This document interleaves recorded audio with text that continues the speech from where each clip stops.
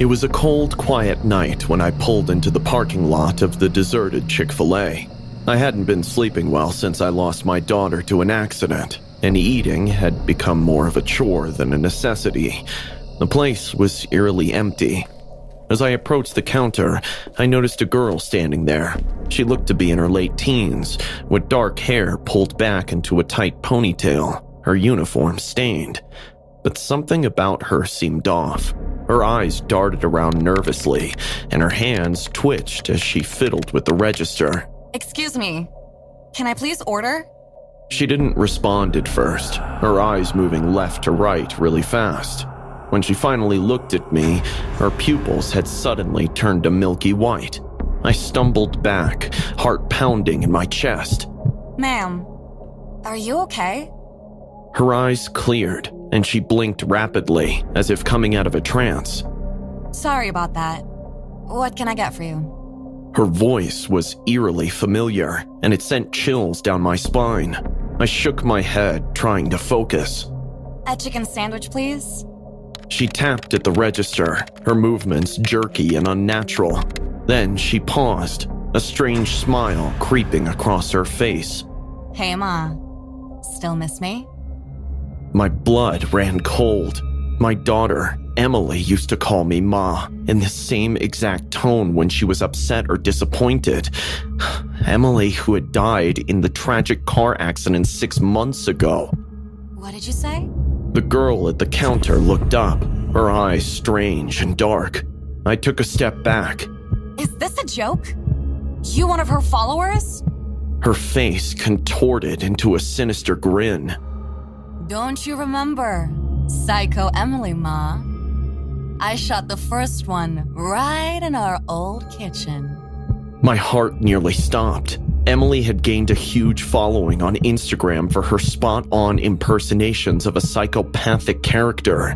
It was just an act, a harmless hobby, but seeing this girl mimic that persona so perfectly, right down to the chilling details no one knew, was way too much to bear. This isn't funny. Please stop. You're not her. Tears streamed down my face.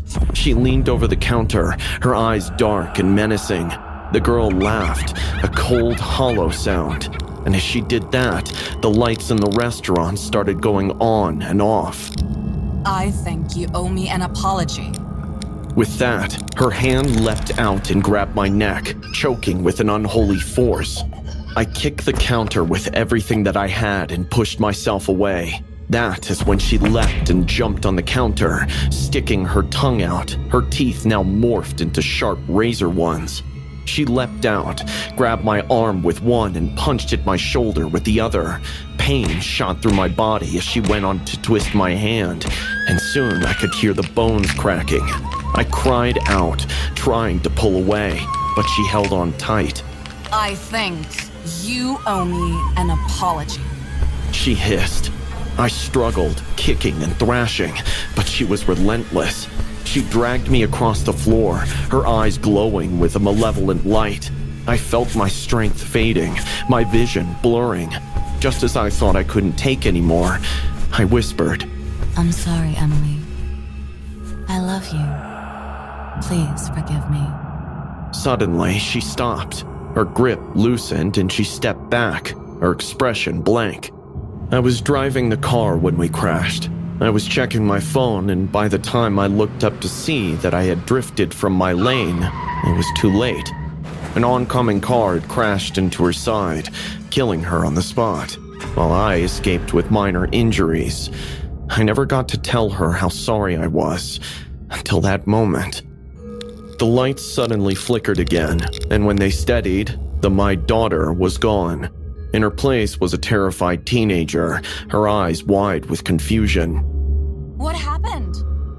Are you okay, miss? She asked, her voice trembling.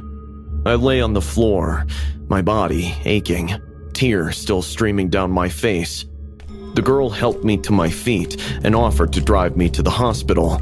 I stumbled out of the restaurant, holding onto my broken hand, the cold night air hitting my face like a slap.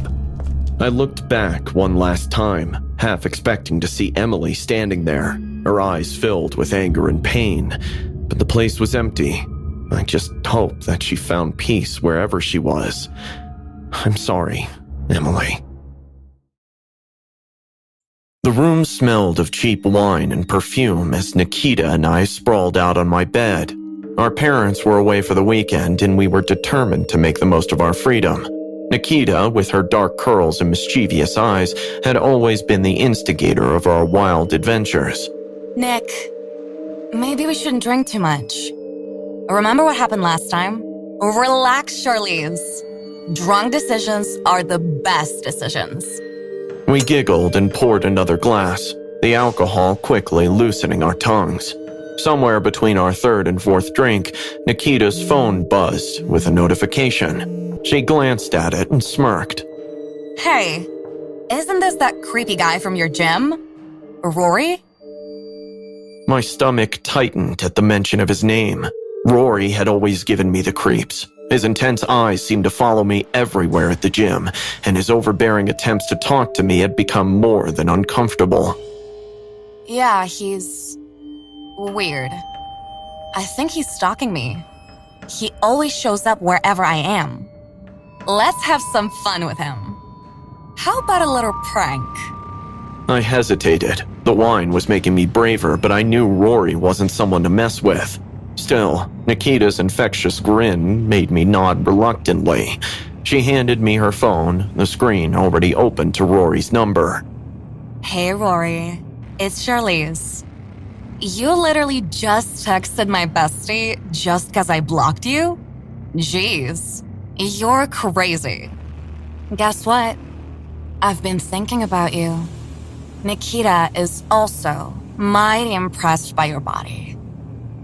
We were just stalking your gram. Here we are in a room, drunk, naughty, and my folks are out. Would you be interested in a good night, Rory?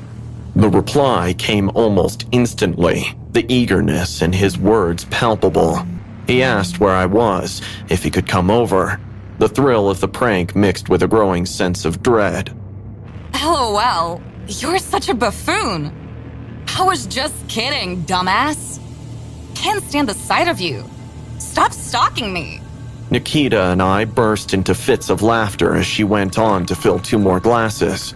An hour later, we had almost forgotten about the prank. The wine was making us drowsy, and we were about to call it a night when there was a loud knock at the door. My heart skipped a beat. I stumbled to the door, peering through the peephole. Rory's face stared back at me, twisted with rage, his eyes wild and bloodshot. It's Rory. He's here. Don't open it. Just tell him to leave. I took a deep breath, trying to steady my shaking hands. Rory, go away. We were just messing around. I'm sorry. Open the door, Charlize. I just want to talk. His voice was slurred, an edge of desperation lacing his words. I stepped back, away from the door, shaking my head even though he couldn't see me. I thought for just a little longer, and that's when I heard the sound of glass shattering. What the hell? Jesus! Rory had broken a side window. Panic surged through me as I grabbed Nikita's arm, dragging her towards the back of the house. We had to get out, had to escape before he got in, but he was too fast. Rory lunged through the broken window, cutting himself on the shards but seemingly unfazed by the blood streaming down his arms. We sprinted through the house, the sound of Rory's heavy breathing close behind. He was high on something, his movements erratic but relentless. We made it to the kitchen when he caught up, grabbing a knife from the counter. The next few minutes were a blur of chaos and terror. Rory swung the knife, slicing through the air. He went after Nikita first. She screamed as he slashed at her, leaving deep bruises and cuts. Leave her alone, you psycho! I grabbed a frying pan, swinging it at him with all my might. It connected with his head and he stumbled back, dazed, but it only seemed to make him angrier. He lunged at me, and I felt a sharp pain in my leg as the knife found its mark. I collapsed, the world spinning around me. Nikita tried to pull me up, but Rory was on us again, his eyes wild with rage, and something darker, something primal. Jeez, Rory, just stop! We're sorry! We can't let you mess with me. We can't... We've been hurt enough. This ends tonight. Nobody can hurt no more. Who is we? Who are you talking to? Jeez, are you on drugs? Rory's eyes were wild, his pupils dilated with a mix of rage and whatever drug he was on. He swung the knife again, this time slicing through the air inches from my face. Nikita got up to grab his arm, and he backhanded her, sending her sprawling across the kitchen floor. The sound of her head hitting the tiles echoed in the small space, and my heart sank. I crawled towards her, my injured leg dragging behind me. But Rory was faster. That is when I realized that my leg was broken. He grabbed a fistful of my hair, yanking me back with a force that made my scalp burn. I screamed, hitting out blindly, my elbow connecting with his shin. He grunted, but didn't let go, instead pulling me closer, the knife now pressed against my throat. She thinks she's so smart, doesn't she? All that arrogance just because of that body. Let us destroy that piece by piece. Nikita, groaning in pain, managed to get to her feet. Blood trickled down her forehead, but her eyes were fierce. She grabbed a heavy vase from the counter and swung it at Rory's head. The vase shattered on impact, shards of porcelain flying everywhere. Rory staggered, releasing his grip on me momentarily. Nikita, run! But Rory recovered quickly, his rage intensifying.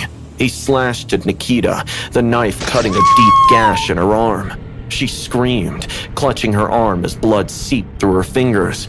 I grabbed a chair, swinging it at Rory, but he ducked, the chair crashing into the wall instead.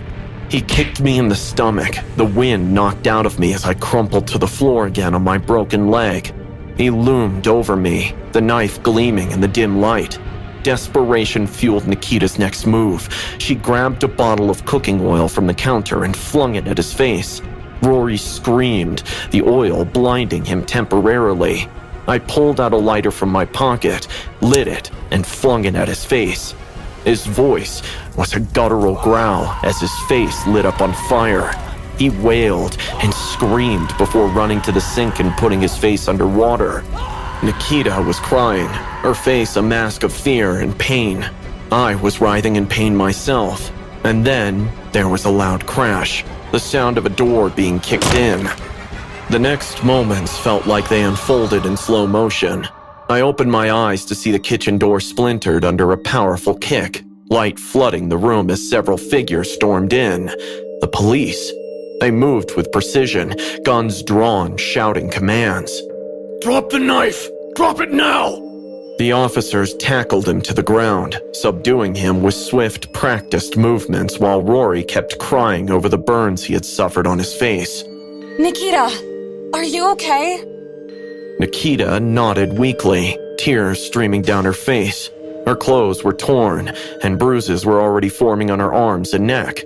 An officer knelt beside us, his voice calm. "You're safe now. We've got him.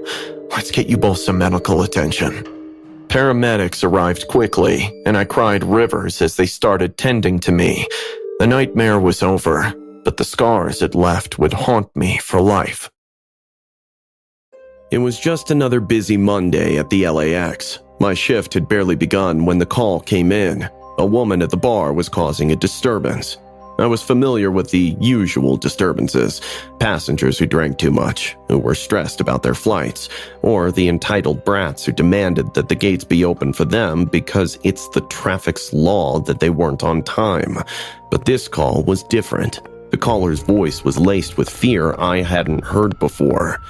I arrived at the bar to find a scene of chaos. Broken glass littered the floor, and a circle of wary onlookers had formed around a woman standing on a table. She was middle-aged with wild, unkempt hair and eyes that darted around the room like a trapped animal's. Her clothes were disheveled, stained with spilled drinks. "Get away from me, you snakes! You won't take me!" The bartender caught my eye, motioning me over. As I approached the woman, Marie's attention shifted to me, and her expression twisted into one of pure hatred. You're one of them, aren't you? Lucifer's dog. I held up my hands in what I hoped was a calming gesture. Ma'am, I'm here to help. Why don't you come down from there so we can talk? She grabbed a bottle from the counter and hurled it at me. I barely dodged it, feeling the glass shatter against the wall behind me. The crowd gasped and took a collective step back. Help? You call this help? You're all in on it. You don't think I know? Her voice was rising, becoming more frantic. She leaped down from the table, landing awkwardly but not falling. With surprising speed, she charged at a young man near the bar, screaming incoherently. I rushed forward, managing to pull her away before she could do any real damage, but not before she landed a few wild punches on him. Get back! Everyone, get back! My words seemed to snap the onlookers out of their stupor, and they began to scatter. Marie, seeing her audience flee, became even more erratic. She dashed behind the bar, grabbing bottles, and one by one started flinging them with reckless abandon. The air filled with the sound of breaking glass and shouts of panic. I'll blow this place to kingdom come. You'll all see. You'll all burn! My blood ran cold at her words. Bomb threats were no joke. I reached for my radio, calling for backup. We have Code Violet at the bar. We need all available personnel now. Marie had grabbed a large knife from behind the bar and was waving it wildly. I edged closer, trying to keep her attention on me. Marie, put the knife down. We don't want anyone to get hurt. She laughed, a high, hysterical sound that sent shivers down my spine. Hurt? You think I care about hurt? You're all dead! Dead! She lunged at me with the knife, and I barely managed to dodge. Her movements were erratic, but her strength was terrifying. I pulled out the taser, but she got to me first, slashing at my hand, making my taser fall down. She was fueled by a manic energy that made her incredibly dangerous. I could see the veins on her neck bulging, her eyes wide and bloodshot. Backup arrived just as she managed to corner a terrified woman, holding the knife to her throat. The sight of more uniforms only seemed to agitate her further. No more dogs! No more! You'll all pay! She was screaming now, the knife pressed against the woman's skin. My heart pounded as I tried to think of a way to defuse the situation. One wrong move, and this could turn deadly in an instant. My colleagues spread out, trying to surround Marie without provoking her further. Marie, let her go. We are the dogs, right? Not them. They are just normal people. Marie's eyes flicked between us, filled with a blend of paranoia and fury. She looked like a wild animal, cornered and ready to strike. Without warning, she shoved the woman away and lunged at me again, slashing wildly with the knife. My colleague seized the momentary distraction to rush in, tackling Marie to the ground. The impact knocked the wind out of her, and the knife skidded across the floor. But she was far from subdued. She writhed beneath them, screaming and scratching, her nails digging into their arms and face. Let me go, you demons! I'm an American citizen. You can't do shit to me! Her voice was a raw, primal scream that echoed through the bar. My colleague struggled to keep her pinned. I, despite my injury, moved to help, and together we managed to hold her down until more security personnel arrived with restraints. Secure her now! It took all of us to restrain her, and even then she fought like a demon possessed, shrieking, wailing, making strange noises. Once she was finally subdued, handcuffed, and sedated, I slumped against the bar, breathing heavily. My arms and face throbbed with pain from the scratches and cuts. The bar was a wreck. Broken glass, spilled drinks, and bloodstains covered the floor. The patrons who hadn't fled stood in stunned silence, trying to process what they had just witnessed. Marie was carried away, still muttering about Lucifer's dogs and bombs. The paramedics arrived shortly after, tending to my wound and checking on the other injured passengers. I could see the disbelief and fear in their eyes, the same emotions I felt coursing through my own veins. This was an incident that would stay with all of us for a long time.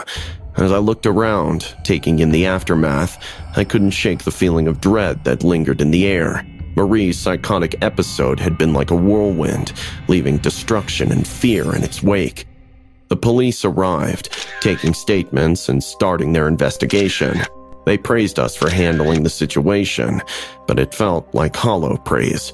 We had contained the immediate threat, but the scars, both physical and emotional, would take time to heal. Later, I sat in the infirmary, nursing a cup of coffee and trying to steady my shaking hands. I kept seeing Marie's wild eyes, hearing her screams. The fear and desperation had been so palpable, so overwhelming. I wondered what had pushed her to that point, what demons she had been battling. As I left the airport later, the city lights blurred through my tired eyes. The events of the night replayed in my mind, a restless loop of chaos and terror. I knew I would have nightmares about it for weeks, maybe longer. The encounter had shaken me to my core, revealing the fragile line between sanity and madness. Marie's psychotic terror had left an indelible mark on all of us. As I drove home, I couldn't help but feel a profound sense of vulnerability, a reminder of how quickly everything can unravel. When Haley and I bought the old Victorian house on Maple Street, we felt like we'd stumbled upon a hidden gem. The house had character, large bay windows, ornate woodwork, and a sweeping staircase that creaked with history. It was everything we wanted, despite needing some renovation. Our cat, Shadow, a sleek black feline with piercing green eyes, took to the house immediately. He darted around the place as if he had discovered his own kingdom, but that changed after our first big renovation project. We were tearing down a wall to create a more open living space when I noticed something odd. Behind a section of drywall under the staircase, there was a hollow sound. Haley, come check this out. What is it? I think there's something behind this wall. A few more swings with the sledgehammer revealed a small door, hidden and forgotten. Haley and I exchanged excited glances and pulled it open. The air that escaped was stale, carrying with it the scent of damp wood and something else, something metallic. Wow, it's a storage room. Inside, the room was cramped, barely large enough for an adult to stand up straight. Dust-covered shelves lined the walls, filled with old, forgotten trinkets. But what caught my eye was in the center of the room. Handcuffs, chained to the floor. An icy chill ran down my spine as I stared at them. What the hell? Why would anyone need handcuffs down here? We left the room quickly, deciding to clean it out another day, but Shadow had other ideas. He began acting strangely around the area, hissing and arching his back whenever he got too close to the hidden door. That night, strange noises echoed through the halls. Soft whispers, like distant conversations, would drift through the rooms, sending shivers down my spine. As I lay in bed, I heard a faint tapping. I got up, following the sound down the staircase. The hidden door was open. My heart pounded in my chest. I vividly remembered closing it. I felt a sudden, inexplicable urge to close it and run, but I didn't. I stepped inside. The air was suddenly freezing as soon as I stepped inside. The hair on my arms stood on end. And then, the handcuffs rattled slightly, as if tugged by an invisible force. I bolted out of the room and slammed the door shut. The next day, I decided to set up a camera facing the hidden door. Haley thought I was overreacting, but I couldn't shake the feeling that something was terribly wrong. Just humor me, please. I need to know if there's something there. All right. If it'll help you sleep. I watched the footage religiously, but for the first few nights there was nothing unusual. Shadow continued his erratic behavior, walking up to that room and setting guard outside. Ever so often, he would make hissing sounds. Then, on the fifth night, the footage changed. The camera picked up Shadow pacing nervously in front of the hidden door. He meowed frantically, And then, the door creaked open by itself. My breath caught in my throat as I watched a hand, a pale, skeletal hand, appear from thin air, clutching the handcuffs and yanking them violently. The chains rattled, and the hand vanished as quickly as it had appeared. Oh my God. Haley, you need to see this. I showed her the footage. Her face went pale as well. I had no answers, only a growing sense of dread. The house no longer felt like a home, but a prison of shadows and secrets. I knew we had to uncover the truth behind the hidden room before it consumed us entirely. I was not ready to move again since I had already sunk a lot of money into this place. Haley went around the neighborhood and spoke to people about the house's history. When that didn't give results, she spent hours at the local library, poring over old records. That is when she got answers from the old librarian. Do you remember anyone talking about strange occurrences at the old Victorian on Maple Street? Oh, that house has a bit of a dark past. It was owned by a man named Jacob Thorne in the late 1800s. Rumor has it he wasn't quite right in the head. What do you mean?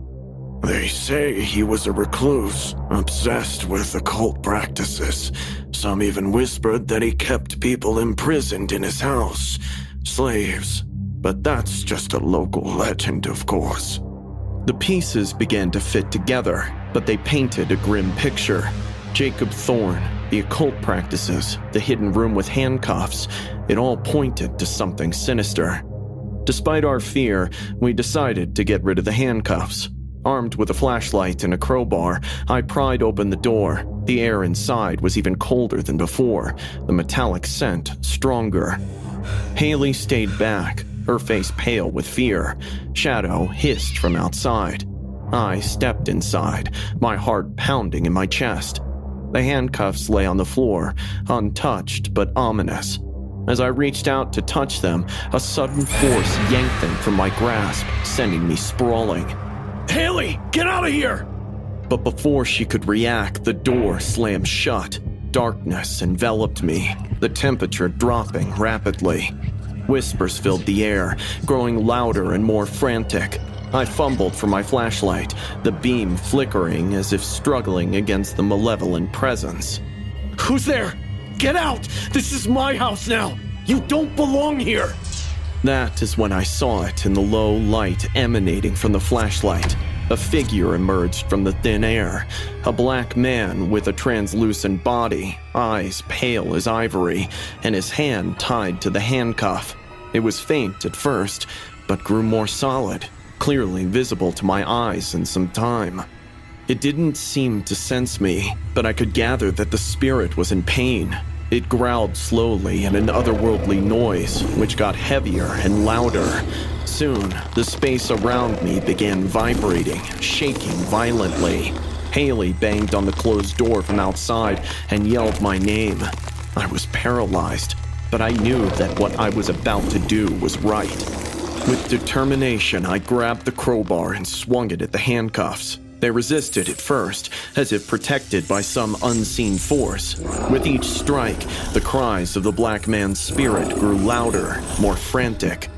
I soon realized that I couldn't break the chains like that. So, instead, I started hitting the old times around it. They started developing cracks, and with a few more strikes, the tiles broke, releasing the chain. The moment they broke, a deafening scream filled the house. The figure suddenly stood still. No noise, no movement, as if looking at me with his pale eyes. And then he let out a dying wail before dissolving into a mist, the cold air dissipating. The door swung open and Haley ran in to hug me. The chains dissolved into the air as well. The oppressive atmosphere lifted, replaced by a serene silence. Shadow appeared, rubbing against our legs, his behavior back to normal, and he started licking my leg. It's over. We did it. The poor soul. Thank God it's finally free. We agreed to fill in the storage space forever, knowing that some secrets are better left buried. As we settled into our now peaceful home, we felt a sense of closure. The house on Maple Street still had its history, but we had put one of its darkest chapters to rest. The grand opening of our town's first Chick-fil-A had finally arrived, and excitement was palpable. I was assigned to the front counter, welcoming customers with my best smile. The place was packed, families and friends enjoying the new spot. The air was filled with the scent of freshly cooked chicken, and the sound of chatter and laughter was almost deafening. The store mascot, a giant cow, stood in a corner. The guy behaved rather coldly, refused to pose for pictures with the kids, kept fidgeting one leg and rocking back and forth. It seemed a bit over the top, but the patrons kept poking fun at him. Around 1 p.m., the atmosphere suddenly shifted. I noticed the cow standing still in the middle of the dining area, its head tilted in an unnerving way. Then, without warning, it bolted towards the door and locked it. Then everyone shook to the sound of gunfire. The mascot had pulled out 2 guns and started firing. Panic erupted. People rushed to the exits, banging on the locked doors. They became the targets. Others ducked under their tables. The mascot soon dropped his empty gun and grabbed a nearby chair and swung it at the closest person, a young man who had been waiting for his order. He crumpled to the floor, blood pooling around his head. Screams filled the air. I ducked behind the counter, heart pounding. My colleague, Jenny, hurried next to me, eyes wide with fear. What do we do? Stay low. We need to find a way out. The cow continued its rampage, overturning tables, shooting at people. The once cheerful atmosphere had turned into a nightmare. I peeked over the counter and saw the cow moving methodically, targeting anyone who tried to hide or escape. It was terrifyingly precise, like it had planned every move. I crawled towards the back door, motioning for Jenny to follow. We reached the kitchen. I tried the back door. It was locked too.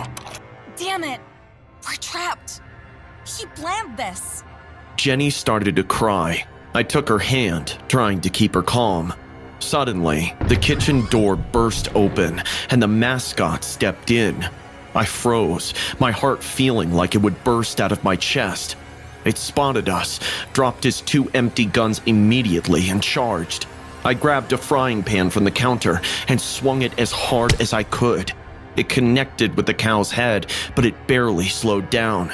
The mascot's head twisted around, the lifeless eyes of the costume staring into mine. Run! Jenny and I sprinted through the kitchen, but the mascot was right behind us. I could feel its hot breath on my neck. It grabbed my arm, yanking me back. I screamed as pain shot through my shoulder. I twisted around and kicked, hitting his knee. It stumbled, giving me a moment to break free. Hurry, Carol! I followed her into the walk-in freezer. We slammed the door shut, locking it from the inside. The cold air hit me like a wall, but I didn't care. We were safe now. The mascot banged on the door, the man's muffled growls penetrating the thick walls. I knew it wouldn't hold forever.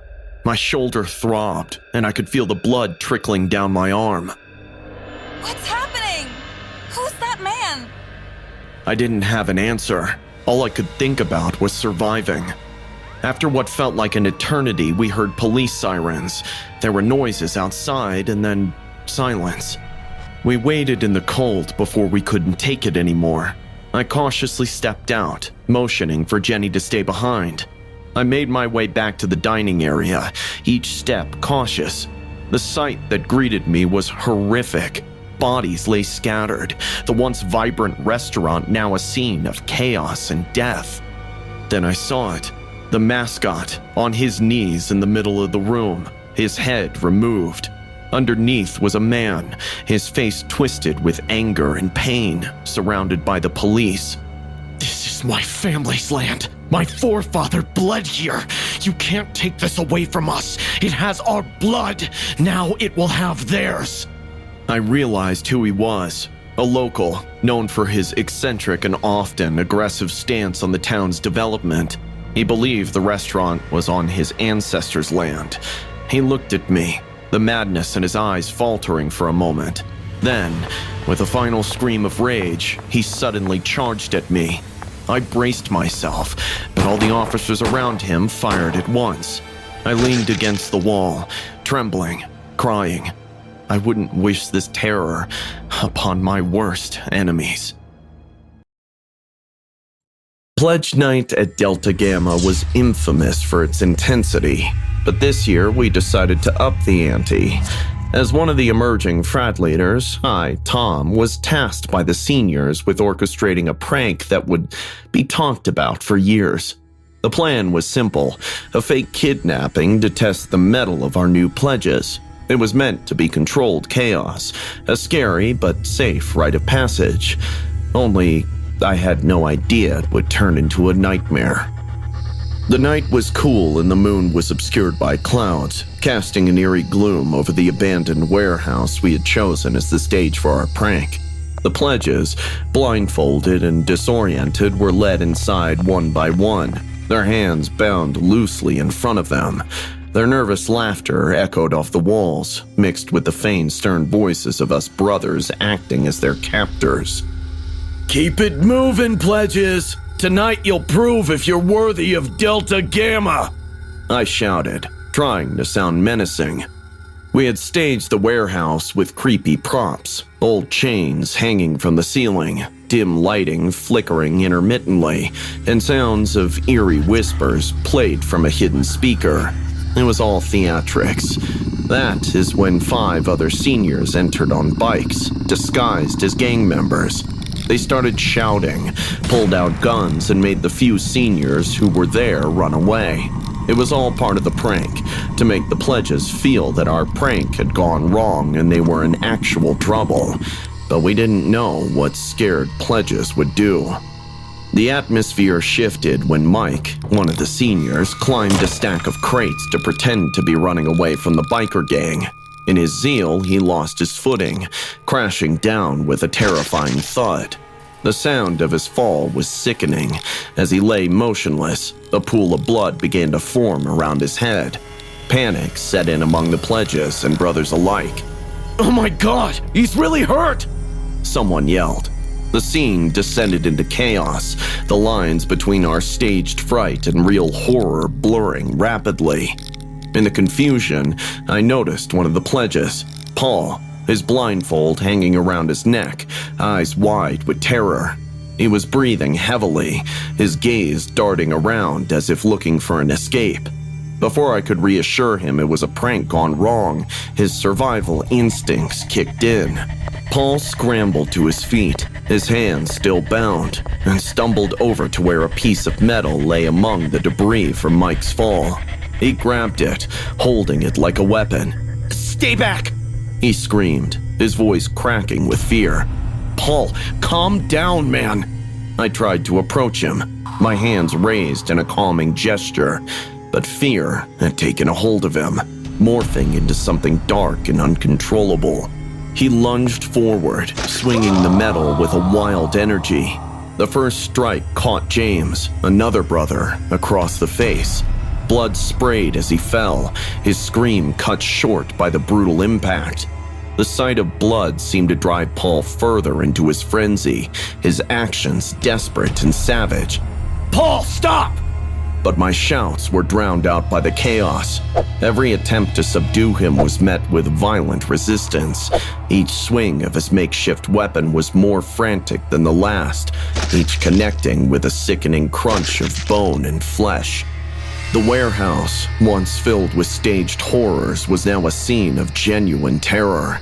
Brothers were down, groaning in pain or worse, unmoving. The pledges, freed from their blindfolds by the commotion, huddled together, watching in horror as Paul, driven by fear and mistaken belief, became the monster we had pretended to be. In that moment, the air filled with a metallic scent of blood and the sound of desperate pleas for sanity. I realized I had to find a way to end this before anyone else got hurt or killed. As Paul swung wildly, his eyes darting with paranoia and his breathing ragged, I ducked behind a column, my mind racing for a solution. The situation had spiraled out of control, our prank turning into a horrific reality. Each cry and thud of metal striking flesh hammered home the direness of the predicament. I knew I had to act fast. "Paul, listen to me!" I attempted again, shouting over the chaos, trying to pierce the veil of his terror. "Nobody is trying to hurt you! It's all a setup!" But reasoning with him was futile. His terror had morphed into a frenzied survival instinct that saw threats in every shadow and every movement. As I peeked from behind the column, I saw him turn toward me, his expression twisted in confusion and rage. Realizing I was exposed, I quickly retreated, but not before our eyes met. A fleeting moment where I saw not just the fear, but also the betrayal he felt. He probably thought we had truly meant to harm him. In his state, Paul was unpredictable and extremely dangerous. Another brother tried to approach him from behind, hoping to disarm him. But Paul sensed him and reacted with terrifying speed. He swung the piece of metal, connecting with the brother's leg with a crack that echoed through the warehouse. The brother collapsed with a scream, clutching his leg in agony. The air was thick with panic and the sharp tang of blood. It was clear that if we didn't subdue Paul soon, we might not make it out without serious casualties. Or worse. I scanned the room for something to use, my gaze settling on a thick rope used as part of the decor. An idea formed, desperate but necessary. I grabbed the rope and motioned to two of my remaining uninjured brothers. With a quick plan whispered between us, we spread out, encircling Paul with care not to draw his attention prematurely. The idea was to restrain him without causing further injury, to him or us. Timing was everything. As Paul turned to fend off another imaginary attacker, we moved. I approached from the front, keeping his focus on me, while the others approached from his sides. "Paul, we don't want to hurt you," I said, keeping my tone steady, my hands visible and open. His hesitation gave us the moment we needed. The brothers lunged, catching him off guard. We tackled him to the ground, the impact knocking the metal bar away. He struggled fiercely, screaming incoherently about betrayal and traps. With the rope, we quickly tied his hands, securing him firmly. His screams slowly turned into sobs, the fight draining out of him as the reality of the situation began to dawn on him. Once Paul was secured and no longer a threat, we turned our attention to the injured. The air was a cacophony of groans and urgent voices. I pulled out my phone, the screen cracked but functional, and dialed 911. The call went through, and I hastily explained the situation, my voice shaky with adrenaline and relief. Emergency services arrived quickly, their sirens cutting through the silence that had settled over the warehouse. As paramedics tended to the wounded, police officers took statements. Paul was gently led away, a blanket around his shoulders, his eyes empty of the manic terror, but now filled with a dawning regret. Sitting on the back of an ambulance, watching the flurry of activity, the weight of what had happened settled on me. Our prank, meant to be a bonding experience, had turned into a traumatic event that would leave scars on all of us. Guilt gnawed at me as I considered how quickly things had escalated and how badly they could have ended.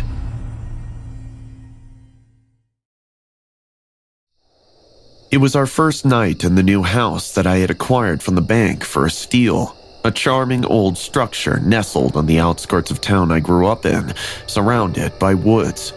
My wife Laura and I were thrilled to finally move in, escaping the city's chaos for what we had hoped would be a peaceful rural life.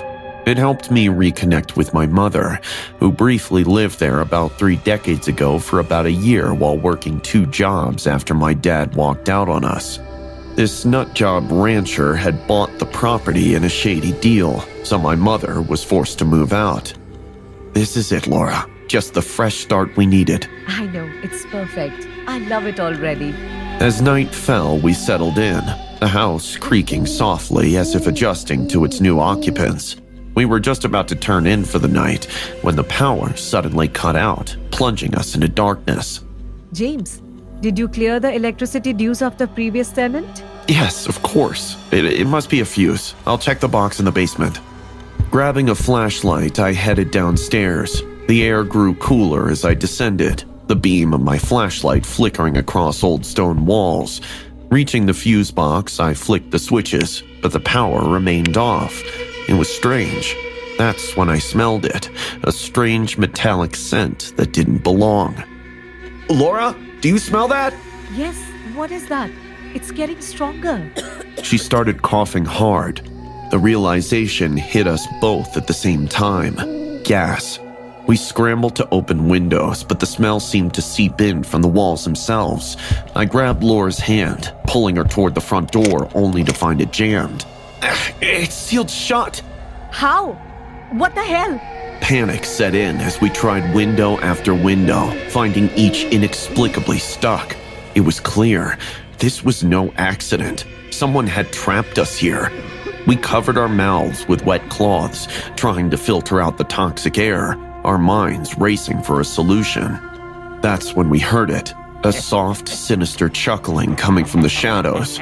A figure suddenly emerged and banged his fists on a glass window, wearing night vision goggles and a gas mask, his appearance as terrifying as his intentions.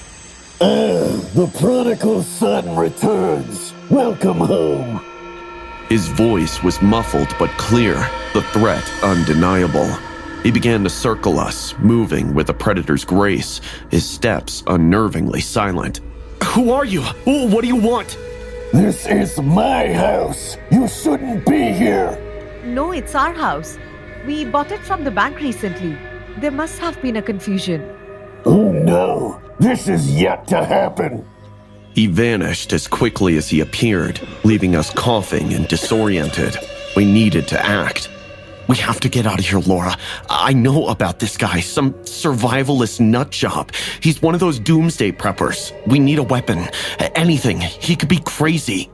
We tore through the kitchen drawers, finding a rusty old hammer and screwdriver. Poor weapons, but better than nothing. But that is when the second act of Rogan's twisted game began. A series of loud bangs echoed through the house as the pictures on the walls began to fall one by one, their glass cover shattering on the floor, the sound magnified in the eerie silence. He's trying to scare us. It's clearly working. That is when both of our phones rang simultaneously. Cautiously, I answered. Running won't help. I'm everywhere. With each psychological jab, Rogan was wearing us down, terrorizing us with his omnipresence and sadistic games. We were trapped in a nightmare, fighting not just for our home, but for our very lives. The tension was palpable, our breath shallow and rapid as we navigated through the broken glass and oppressive darkness of our new home. Laura clung to my arm, her body trembling with each unfamiliar noise. We need to keep moving. Find a place to hide until the police arrive. I tried calling 911 during the bangs, but there's no signal anymore. That realization struck a new wave of terror in us. Rogan had likely jammed the signals, cutting off our last hope of quick rescue. Each step we took was cautious, avoiding the crunch of shattered glass beneath our feet, knowing that Rogan could be lurking in any corner with his night vision advantage. As we edged toward the living room, a sudden movement caught my eye. Rogan, his goggles reflecting the dim light from my flashlight, was closer than we'd anticipated. We ducked behind the sofa just as he swept through the room. His slow, deliberate steps were a psychological torment all their own. What does he want from us? Laura whispered. He thinks we're trespassing on his life. We have to convince him otherwise or end this. Emerging from our hiding spot, we made our way to the study, a room lined with bookshelves and old furniture, a remnant of the house's past owners, which now included Rogan. It was there we found his fourth psychological attack, a wall covered with photos of us, photos taken long before we'd moved in. Each picture was marked with red crosses, and some were defaced with angry words scribbled across our faces. He's been watching us for a long time. We're not just random targets. He planned this. With each revelation, the gravity of our situation sank deeper. We weren't only dealing with a madman, but a calculated, vengeful stalker who had lost everything and blamed us. Just then, a low hiss filled the room, another release of gas, but this time it was accompanied by the soft flicker of flames from the fireplace. Rogan was escalating his tactics, using fire as his next tool of terror. This is it, Laura. If we don't stop him now, we won't make it. Armed with our makeshift weapons, we prepared to confront Rogan. We couldn't wait for rescue that might not come in time. Moving back through the corridors, we listened for any sign of him. The house groaned and creaked around us, as if mourning its own involvement in the night's horrors. Then, out of the shadows, Rogan appeared, charging at us with a ferocity that matched the wild look in his eyes. Laura swung the hammer with all her strength, catching him off guard and knocking the goggles from his head. Blinded by the sudden exposure to the dark, Rogan staggered back. I lunged forward, driving the screwdriver into his shoulder, pinning him against the wall. This isn't over! This'll never be over! It's over for tonight! Laura charged with the hammer again, hitting at his legs and shattering some bones. He fell right there. With Rogan subdued, she rushed to the phone in the kitchen, the line miraculously clear again. She called the police, her voice a mix of relief and lingering fear. As we waited for the authorities to arrive, we kept watch over Rogan, who groaned from his injuries on the floor. The police arrived within minutes, their lights piercing through the remnants of darkness. They took Rogan into custody, assuring us that the threat was over for now. As we stepped outside, the fresh air felt like a balm to our frayed nerves. The night had ended, but the memory of it would linger, a shadow over our new beginning. Can we ever feel safe here again? We'll make it safe. Together. As dawn broke over the horizon, the light seemed to reclaim the house from the darkness of the night's events.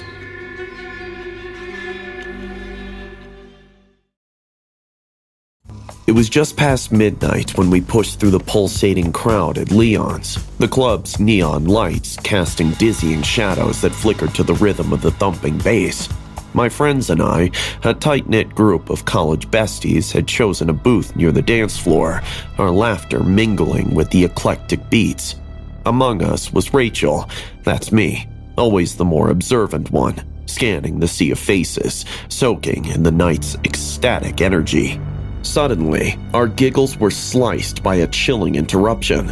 A man, who I later knew as David, approached us. His appearance struck a discordant note against the club's vibrant backdrop. His hair was unkempt, eyes darting nervously beneath heavy brows. He was sweating bullets, and his underarms were covered in sweat stains. And his smile, there was something ominous about it. He was holding 2 Prime energy drink cans and was chugging them down like he was a stranded man in a desert who had suddenly found water. He was also shaking erratically, clearly under the influence of drugs, and there was something nasty about his expression. Hey ladies, care for some company? His voice attempted casual charm but faltered into an eerie monotone. My friend Sarah brushed him off with a dismissive hand gesture. No thanks, we're good. Yeah, just move along, buddy. You're not getting any around here. David's face twitched with annoyance as he lingered a moment longer, his eyes narrowing as he surveyed us. I can have any one of you. But tell you what, honey pie, I'm a ride you won't survive. With a grunt, Sarah spitted out her drink on him as she laughed at what he said. The rest of my besties took out our phones and started making snaps of him. He was red, clearly livid and embarrassed. With a grunt, he turned and stumbled away, the crowd swallowing him up. We resumed our evening, dismissing the encounter as just another oddity in the club's tapestry of nighttime adventures. We were all in our prime, and not a day would go by if we were in a club and not get hit on by the creepiest of dudes thinking they'd have a chance. But the atmosphere shifted perceptibly. The air grew thicker, the beats now pounding with a sinister urgency. It was then, amidst the cacophony of sounds and bodies, that chaos erupted. A series of sharp, thunderous cracks split the music. Screams spliced the air, a terrifying counterpoint to the previous fun. In an instinctive move, we ducked under our table, the world around us morphing into a nightmare of flashes and shouts. It's him, the guy from before. He's got a gun. No freaking way. Oh my God, he knows where we are. Oh God, he's shooting at people. I think someone's dead.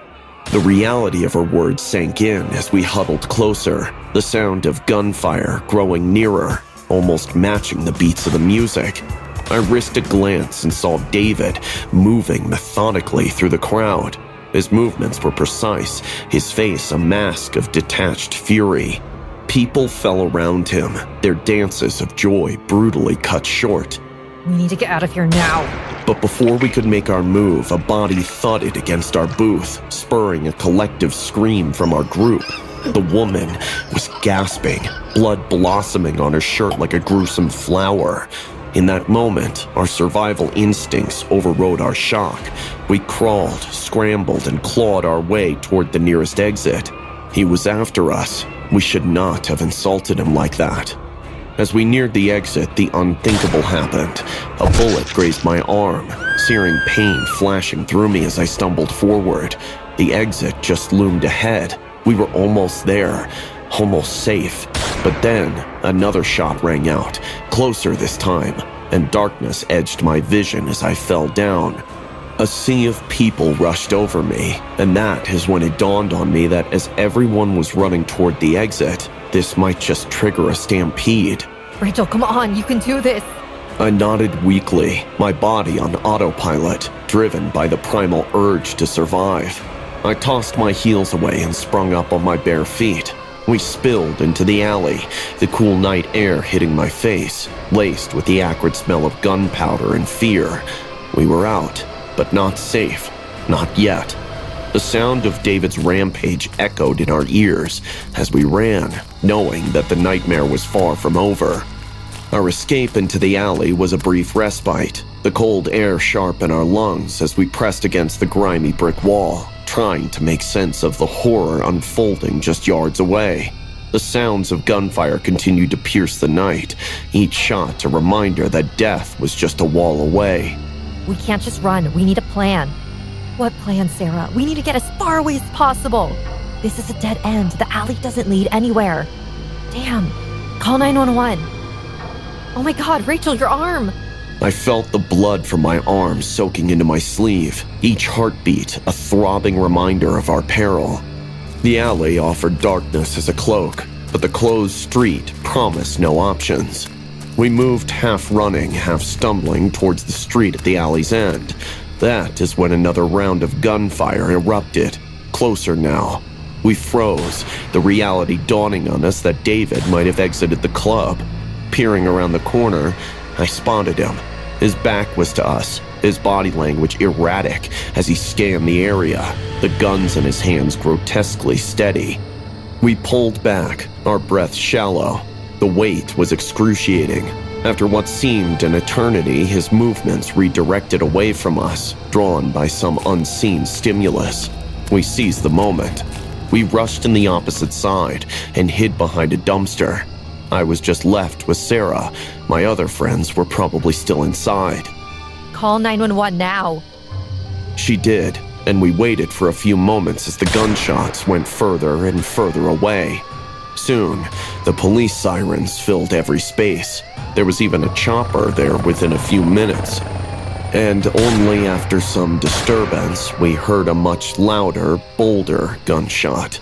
We later got to know that the snipers had got him. I remember wailing as the police finally found us.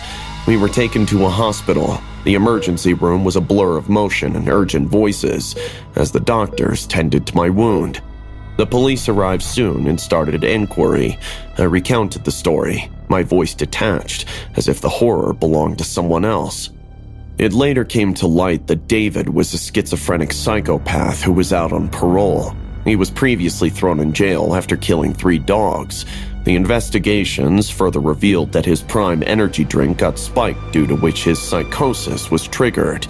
Our making fun of him only added insult to the fire, and he then proceeded to pull out semi-automatic weapons that he was keeping in his truck and attack the bounders before storming in. 12 people died in that massacre. At least 27 were injured, and I was lucky that the bullet missed me by just a whisker.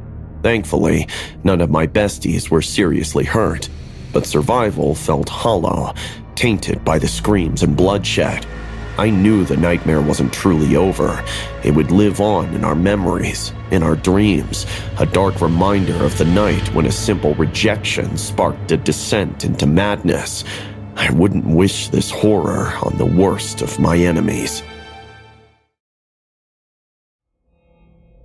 I still remember the night Big Joe's smile finally slipped off his face, transforming into something sinister and unrecognizable. That was the night when the air in our quiet little town grew heavy, as if soaked in dread. I was working the night shift at Voodoo Donuts, the kind of place that smelled perpetually of sugar and spice. Yet that night, the aroma was suffocated by a palpable tension. Joe was a regular, a man whose massive frame was only outmatched by his usual jovial disposition. Lately, though, he'd been different.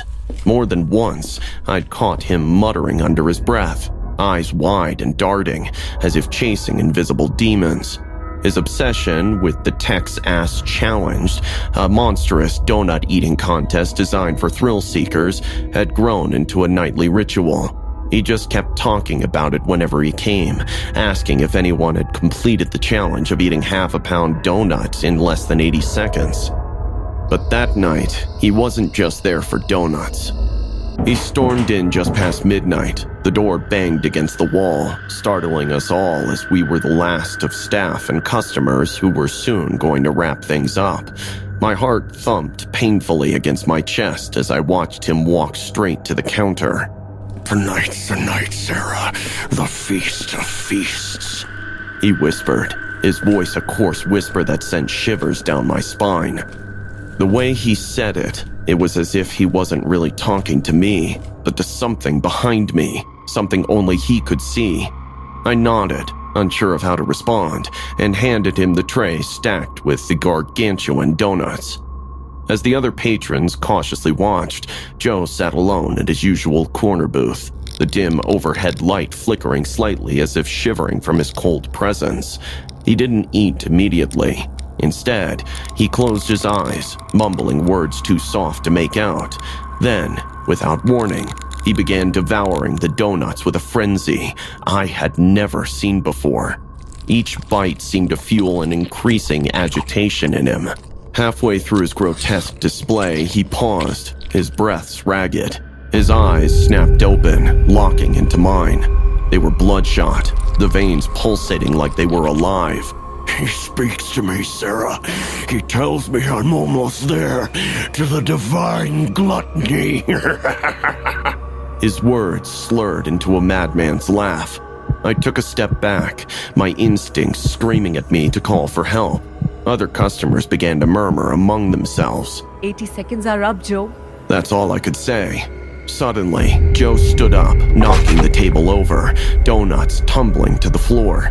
He began chanting loudly in a language I couldn't recognize, his voice growing louder and more fervent with each word. "I am the vessel.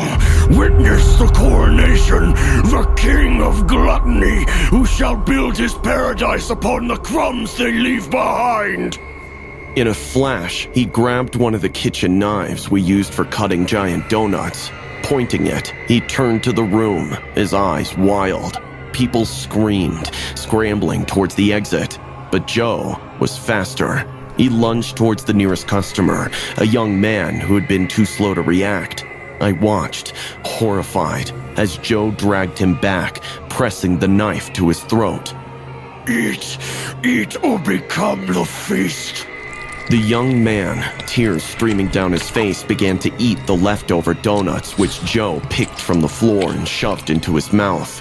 Joe counted till 80, but since the man wasn't able to finish eating the leftovers, Joe cried, literally, tears rushing from his eyes as he wailed loudly while looking up in the sky before slashing the man's throat with the knife. My mind raced, terror gripping me as I realized the nightmare Joe had succumbed to. I needed to do something. It was then that I noticed the old fire extinguisher near the back door. I edged towards it, praying Joe's focus remained on his dead hostage. My hands shook as I gripped the cold metal, the weight of it grounding me enough to muster the courage for what I needed to do next. I had to wait for the right moment. Joe's frenzied shouts filled the room, blending with the cries of the trapped patrons. Joe, oblivious to the people's terror, continued his demented sermon about the glories of excess. I inched closer, the weight of the extinguisher grounding me despite the shaking of my hands. Joe's back was partially turned to me, his attention wholly consumed by his deluded ritual. I knew I had only one shot at this. If I missed, or if he turned too soon, I doubted he would hesitate to make me his next victim. Just as Joe raised the knife, signaling another terrifying command, I sprang forward. With all the strength I could muster, I swung the heavy extinguisher. It connected with the side of his head with a sickening thud, and for a moment, time seemed to slow down. Joe's eyes widened in shock and pain, the knife clattering to the floor as he stumbled sideways. He then shook his head, a low growl emanating from his throat, and fixed his gaze on me.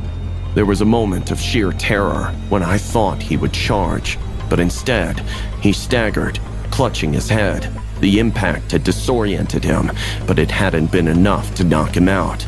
You don't understand. I am the chosen one. They talk to me. They tell me what to consume. Gluttony isn't a sin. It is a throne. I have called the police, Joe. It's over. But he only laughed, a disturbing hollow sound that echoed through the now silent shop. He began stumbling towards me, his steps uncertain but determined. It's never over, the feast. It never ends. Count the 80 seconds. With that, he grabbed the donut from a nearby table and started hogging on it. I backed away, keeping the extinguisher ready.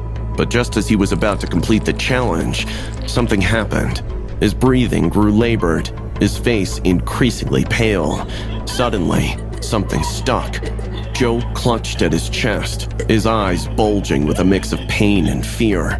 He took another step, then collapsed, his massive body hitting the ground with a force that shook the nearby tables. For a moment, I stood frozen, staring at his still form, the extinguisher slipping from my numb fingers.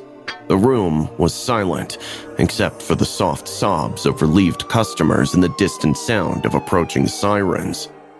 I knelt beside Joe, my hands trembling as I checked for a pulse. There was none. His eyes, once filled with a mad fervor, were now lifeless and empty. The police arrived minutes later, their questions blending into the cacophony of my shocked thoughts. I explained what had happened, my voice distant and hollow in my own ears. They took statements, their expressions a mixture of sympathy and disbelief. Later, as I sat in the back of an ambulance, a blanket around my shoulders and a cup of coffee trembling in my hands, I couldn't shake the image of Joe's final moments. The madness, the obsession with a devilish feast, it had consumed him completely. The weight of the night's events pressed heavily on me. The town would recover, the diner would reopen, and life would go on. But the shadows of that night would linger in my mind, the horrifying lengths to which obsession could drive a man. As the first light of dawn crept through the windows, touching the chaos left behind, I realized the nightmare was over, but its echoes would still haunt me forever. I had always been the adventurous type, so when my friends Emma and Claire suggested a sleepover at my place with a twist, I couldn't say no. Emma had brought some kind of weird board game off eBay, supposedly a satanic game that promised to summon spirits. It sounded ridiculous, but we were up for some fun. We set up in my living room. The game board was old and worn, with strange symbols etched into its surface. A small crystal sat in the center, which glowed under the light. Claire, the skeptic among us, laughed as she read the instructions out loud. Place your fingers on the crystal and chant the words. This is so dumb. Despite her words, we followed the instructions. The chant felt strange on my tongue, like speaking a language that wasn't meant for human lips. Emma was recording everything on her phone. Okay, here we go. Let's see some ghosts. For a while, nothing happened. We laughed and joked, thinking the whole thing was a waste of time. Then, the lights went out all of a sudden. Okay, who turned off the lights? No one answered. I heard the crystal hit the floor with a soft thud, and then a loud crash as something shattered. My heart raced as I fumbled for my phone, using its flashlight to see. The glass coffee table was in pieces, the crystal nowhere to be seen. This isn't funny anymore. Let's just stop. We tried to laugh it off, but the atmosphere had changed. The air felt heavier, almost suffocating. Suddenly, the hanging light above us began to sway while turning on and off. Guys, this is getting weird. Let's just call it a night. We agreed, deciding to pack up and forget about the whole thing. As we stood to leave, the cabinet doors in the kitchen swung open with a bang. Pots and pans flew to the floor, the noise echoing in the silent house. Run! We bolted for the front door, but as we reached it, we froze. Standing there was our childhood friend Sophie. She looked just as she had the last time we saw her, except Sophie had died in a car crash 3 years ago. Sophie? Is that you? Her eyes were empty, devoid of the light and life they once held. She didn't speak, just stood there, staring at us. My heart pounded in my chest as I backed away slowly. This can't be real. This isn't happening. The temperature dropped suddenly, our breath visible in the cold air. Sophie stepped forward, and we heard a low growl, not from her, but from somewhere deeper in the house. Panic surged through me as the lights flickered back on, casting everything in a sickly yellow glow. We have to get out of here. We ran towards the back door, but it slammed shut in our faces. The growling grew louder, more menacing. I suddenly felt something brush past me. Claire screamed, clutching her arm where deep, bloody scratches appeared out of nowhere. We huddled together, looking for a way out. The windows were all sealed shut, the air thick with the smell of sulfur. The growling continued. Julia, do something! Please! Claire's scream suddenly pierced the air, the sound of pure terror. I grabbed her arm, trying to pull her away from the invisible claws that seemed to be attacking her, tearing through her clothes and slashing against her skin.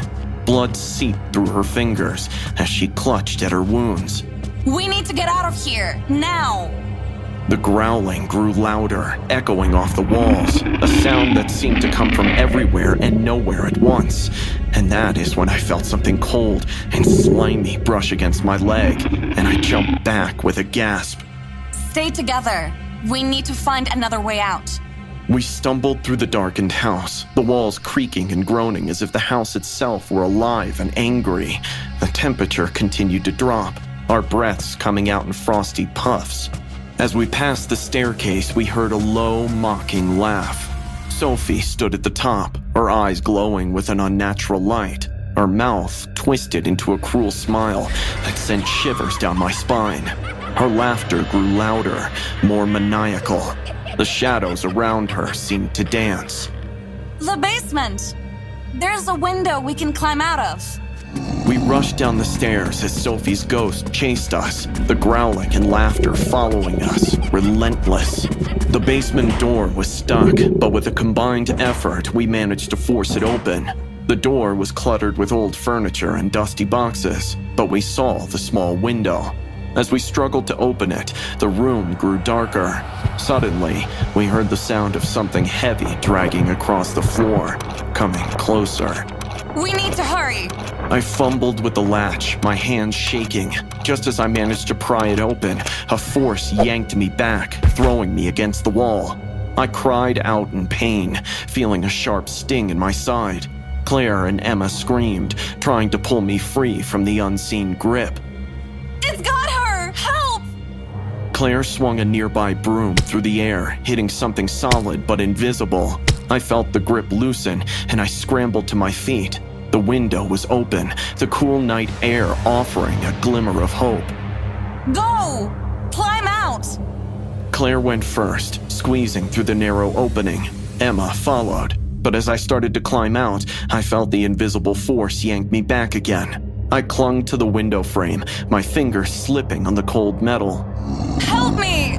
It won't let go! Emma grabbed my arms, pulling with all her strength. The growling was deafening now, a roar that shook the house. I felt claws digging into my legs, pulling me back. But Emma and Claire held on, their faces twisted with effort and fear. With a final, desperate pull, they managed to yank me through the window. We tumbled onto the garden, panting and shaking. The night air was a stark contrast to the oppressive darkness inside the house. We could still hear the growling and laughter from within, but it felt muted, distant. That is when I looked up. Sophie stood there, her eyes burning like fire. What does she want from us? I think it's the crystal. It was part of the game. We need to get rid of it. I remembered seeing the crystal on the floor earlier. If it was the key to this nightmare, then we had to get rid of it. I don't know what got into me, but I ran back inside the house against the cries of my friends.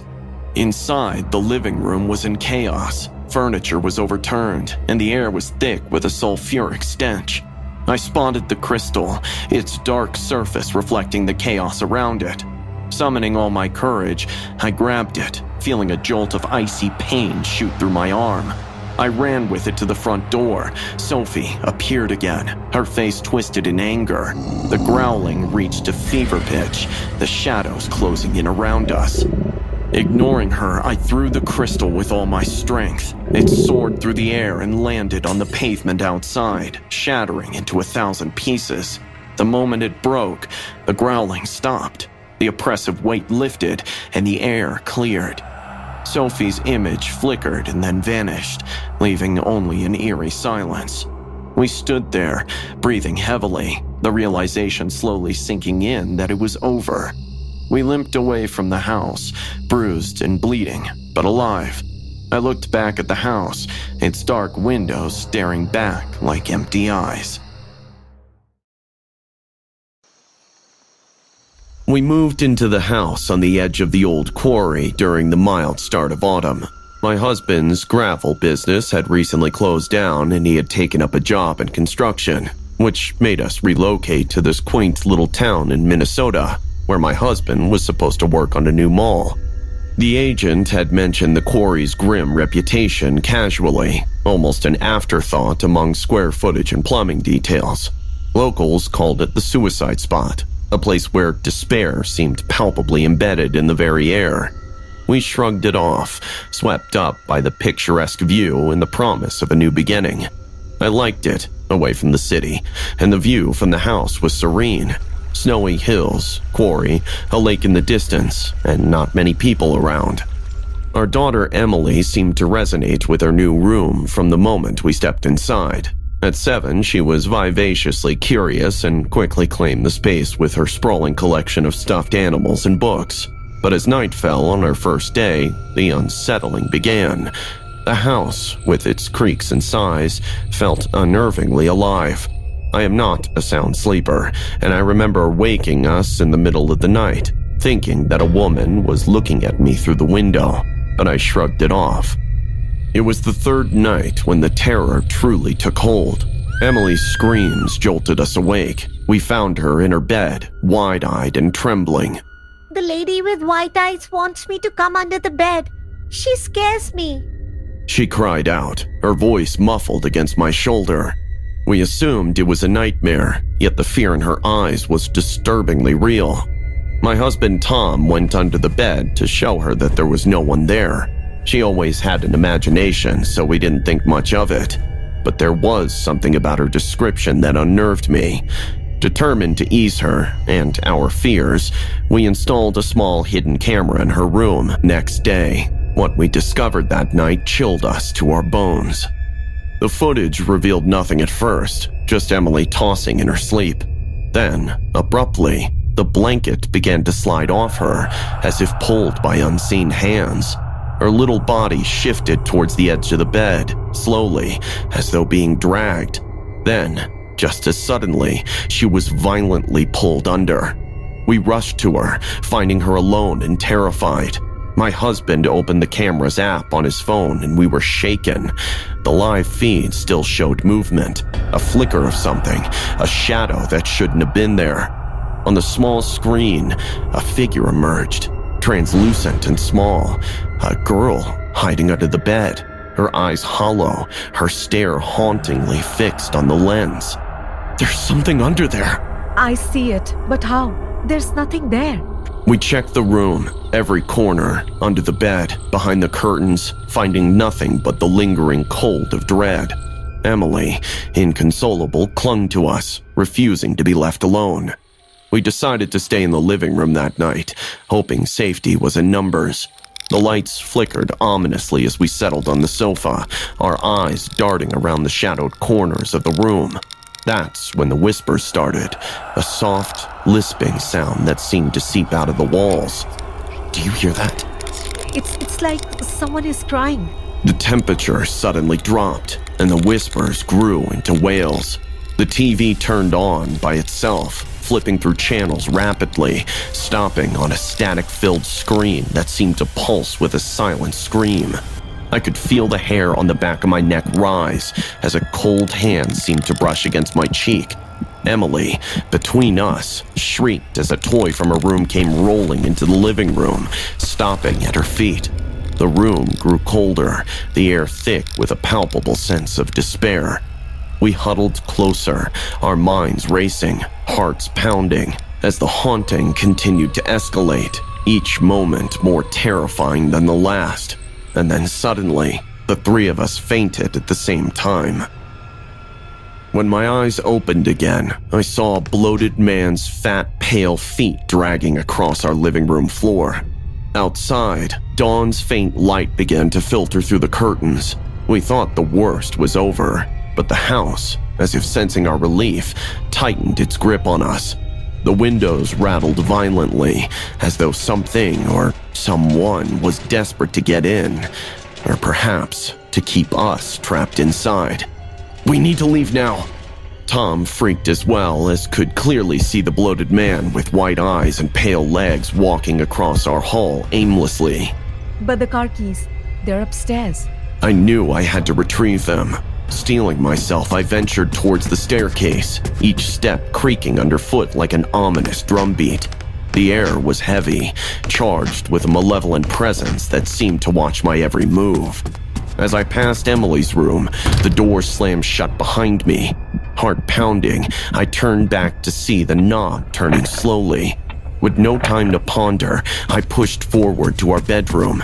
Inside, the atmosphere was stifling, oppressive. I grabbed the keys from the dresser, and that's when I saw it in the mirror. A reflection that wasn't my own. Behind me stood a girl, her eyes empty, her mouth twisted in a silent scream. I spun around, but there was nothing there. The room felt suddenly colder, and I sensed a sorrow so deep it nearly dragged me down with it.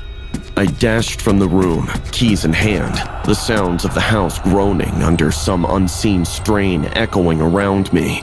As I descended the stairs, a picture frame flew off the wall, shattering just inches from where I landed. The house was alive, angry, and didn't want us to leave.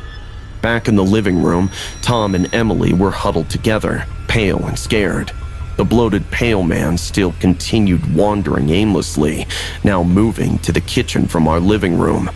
We rushed to the front door, flinging it open, only to be met by an overwhelming force that slammed it shut again.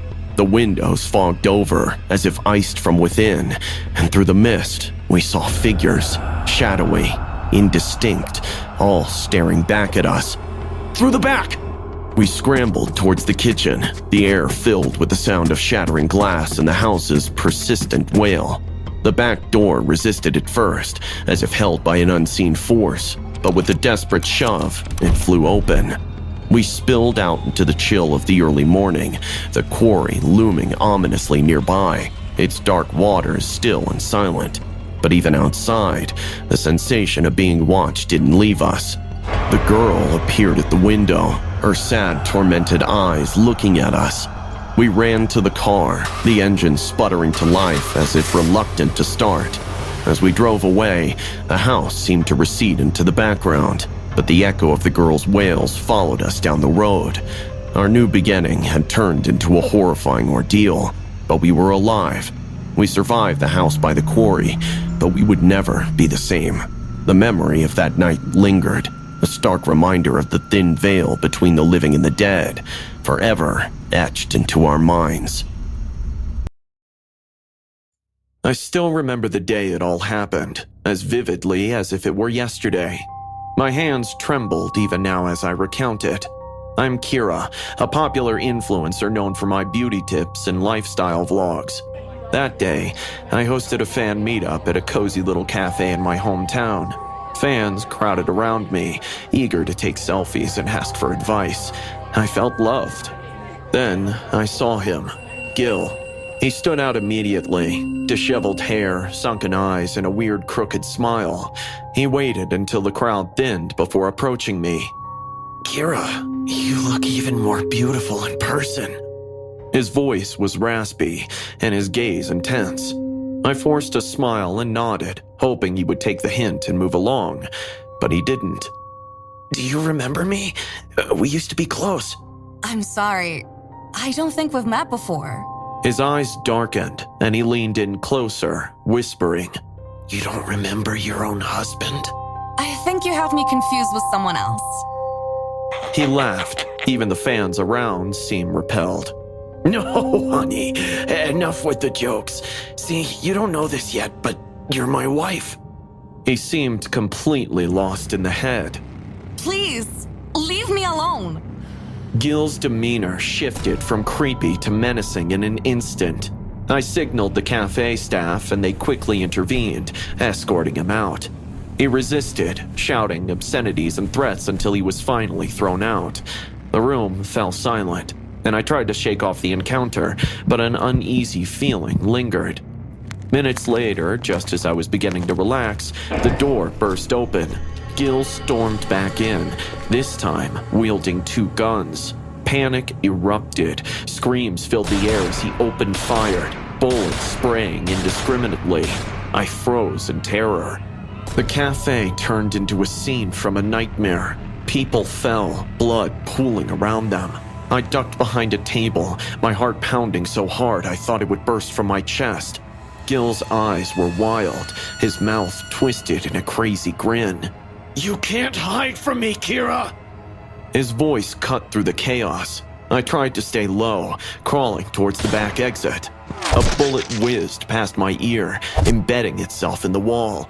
I felt a sharp pain in my side and looked down to see blood seeping through my shirt. I had been hit. I bit back a scream, adrenaline the only thing keeping me moving. I reached the kitchen, hoping to find a way out.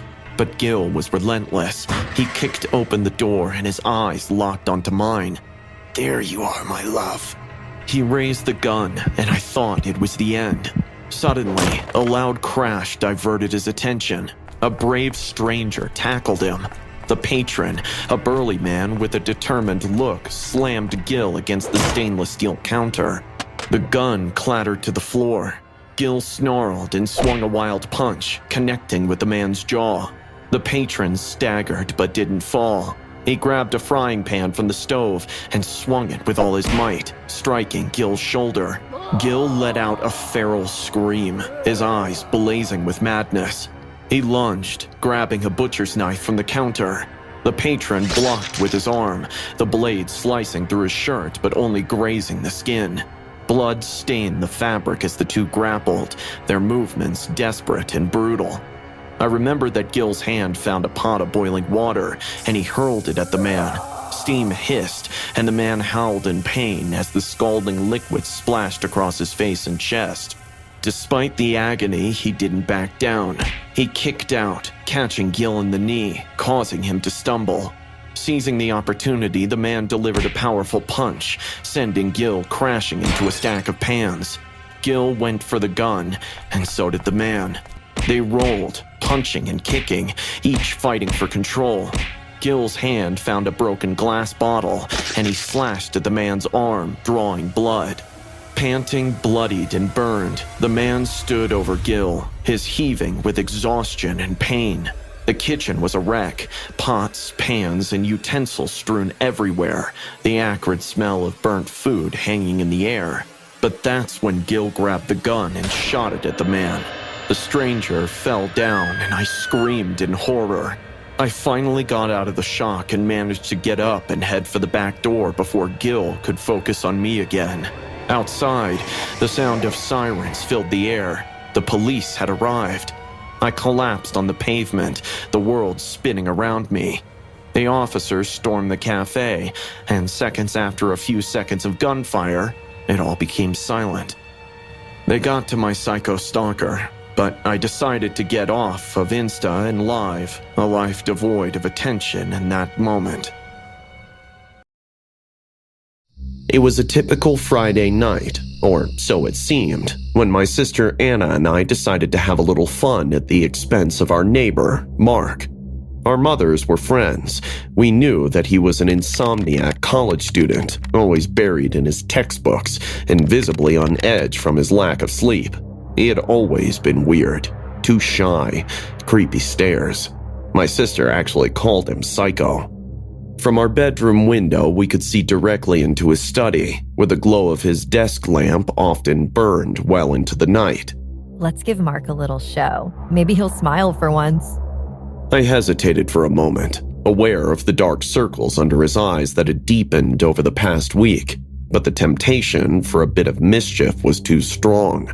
We started making faces and playfully waving, trying to catch his attention. Instead of the annoyed smirk or dismissive wave we expected, there was no reaction. Mark was staring into his computer, chugging another prime energy drink, as was his ritual every night. I really thought that chugging so many energy drinks would drive an insomniac crazy. Little did I know, I was soon going to be proven right. I bet he doesn't even know we're here. He's like a zombie. Is he like gay or something? I don't think so. He did ask out Betty for a dance last month. Betty? No freaking way. She is like way out of his league. I know, but he just like stares at girls like a creep. I bet he's a virgin. Let's find out. How? I'll give him a proper show. My sister yelled out his name to finally catch his eyes, and before I could even react, she quickly lifted up her top to give him a quick view. I was shocked by it, but instead of being embarrassed, Mark stared at us like he was going to kill us. His head suddenly snapped up, his eyes locking onto ours with an intensity that sent a chill down my spine. He stood abruptly, his chair clattering to the floor. For a moment, he just stared. And then he yanked his curtain shut.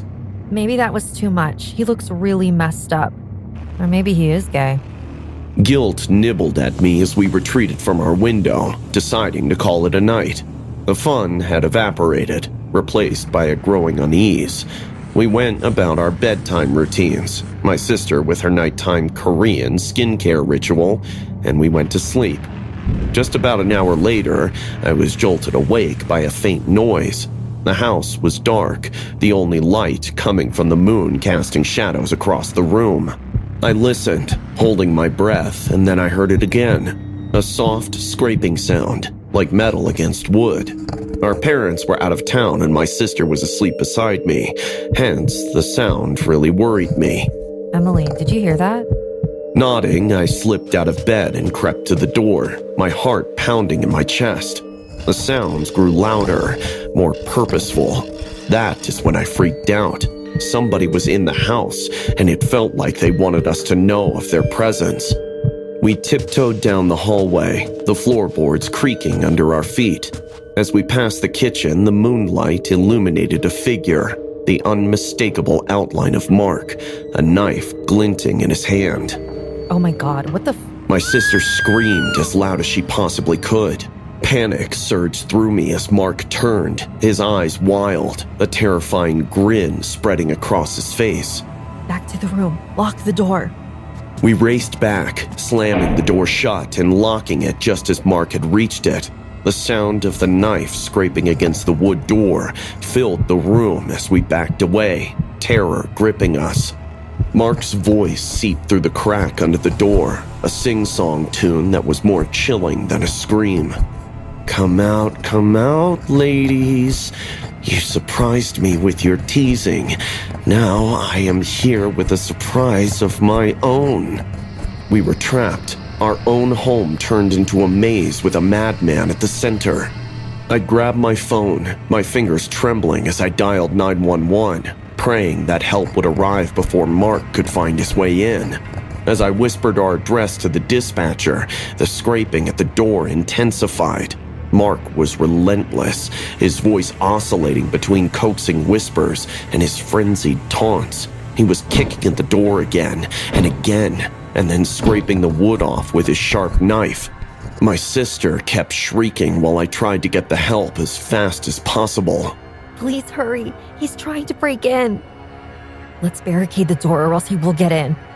We pushed our heavy dresser against the door, the heavy wood scraping against the floor with a thud. It brought us a moment of reprieve, though the pounding on the door began almost immediately.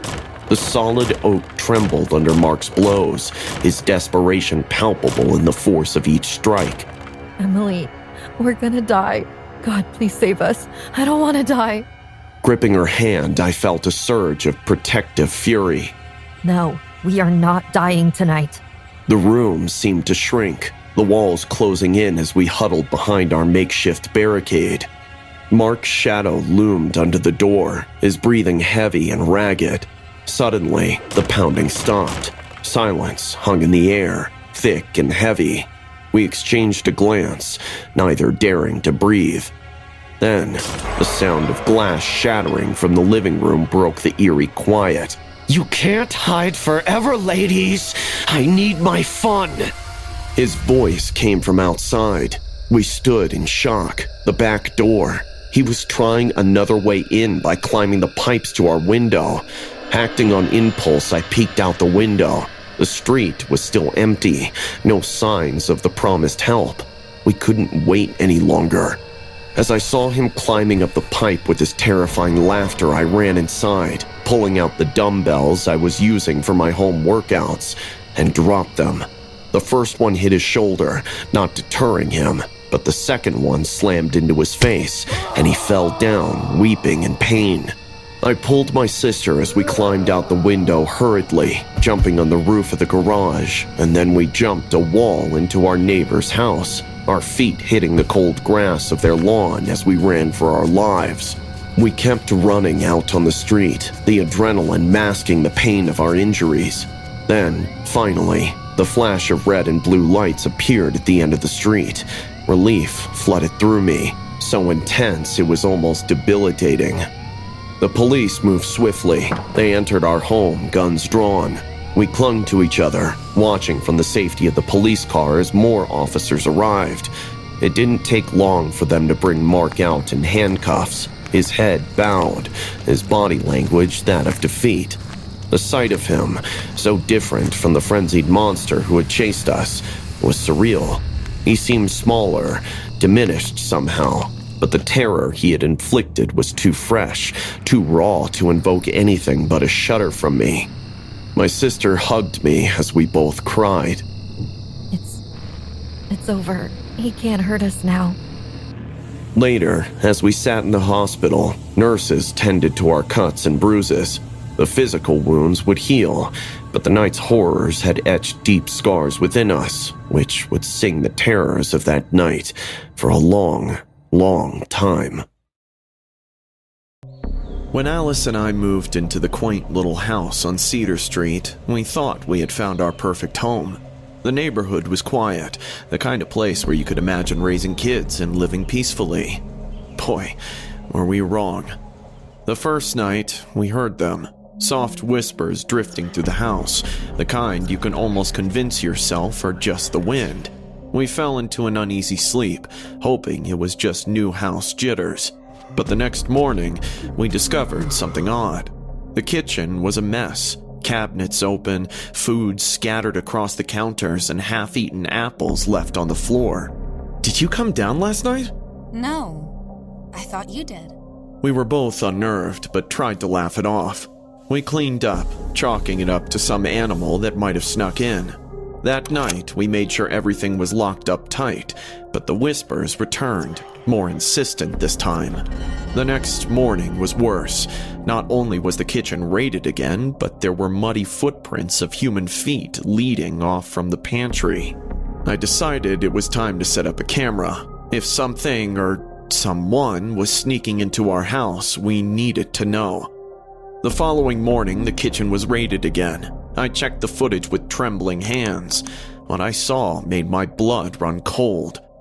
Around 3 a.m., the pantry door creaked open, and a gaunt, disheveled man emerged. His eyes were wild, and his clothes were filthy. He moved around the kitchen, rummaging through our food with desperate, jerky movements. Alice's face turned ashen as she watched the footage. Who is he? How did he get in? We called the police, but they found nothing. No sign of forced entry, no clues to the man's identity. The officers suggested it might be a homeless person who somehow found a way into the house, but we knew it was more than that. We re-watched the footage that night, focusing on the pantry. There, almost hidden behind the shelves, was a small door that we had never noticed before. It led to a hidden storage path beneath the house. With a flashlight in hand, I ventured into the cramped, dark space. The air was thick and musty, and as I crawled through, I found an opening, an entrance to a tunnel dug into the earth. We were horrified. The idea that someone had been living beneath our house, sneaking in at night, was almost too much to bear. That is when I heard movements, and suddenly, this skinny, weird-looking ghost of a man jumped before my flashlight. I screamed and ran up. He gave chase. As soon as I got back up to the kitchen and yelled at Alice to shut the door, he lunged at us with a feral scream. The man was stronger than he looked, driven by a madness we couldn't understand. He clawed at us, his nails digging into our skin. Alice screamed as he knocked her to the floor. Meanwhile, I grabbed a baseball bat and swung it with all my strength, connecting with his shoulder. "Alice, get out! Call the police!" But she didn't leave. She grabbed a knife from the counter and slashed at the man, giving us a moment to gain the upper hand. We managed to wrestle him to the ground, but not before he bit into my arm. I screamed in pain. "Ah! Hold him down!" The man, fueled by a wild desperation, twisted free from our grip and lashed out with strength. He swung a fist at Alice, catching her on the cheek and sending her sprawling. I lunged at him with the bat, but he ducked this time and slammed into me, knocking me to the floor. She scrambled to her feet, brandishing the knife with trembling hands. The man eyed us both, his lips curling into a sinister grin. He jumped at me again, his fingers clawing at my face. I swung the bat, but he caught it and wrenched it from my hands, tossing it across the room. The psycho's eyes were wild, darting between us. He feigned towards Alice, then pivoted and tackled me to the ground. His hands wrapped around my throat, squeezing with terrifying force. I gasped for air, my vision blurring as I struggled beneath him. Larry, hang on! Alice lunged forward, slashing at the man's arm. He howled in pain and released his grip on my throat, turning his fury towards her. He backhanded her across the face, the force of the blow sending her crashing into the cabinets. I tried to get up, but he kicked me hard in the ribs, the pain exploding through my side. He turned his attention back to Alice, who was struggling to get up. He grabbed her by the hair, lifting her off the ground and slamming her into the counter. Desperation gave me strength. I scrambled to my feet, ignoring the pain, and grabbed a heavy skillet from the stove. I swung it at the psycho, catching him on the back of the head.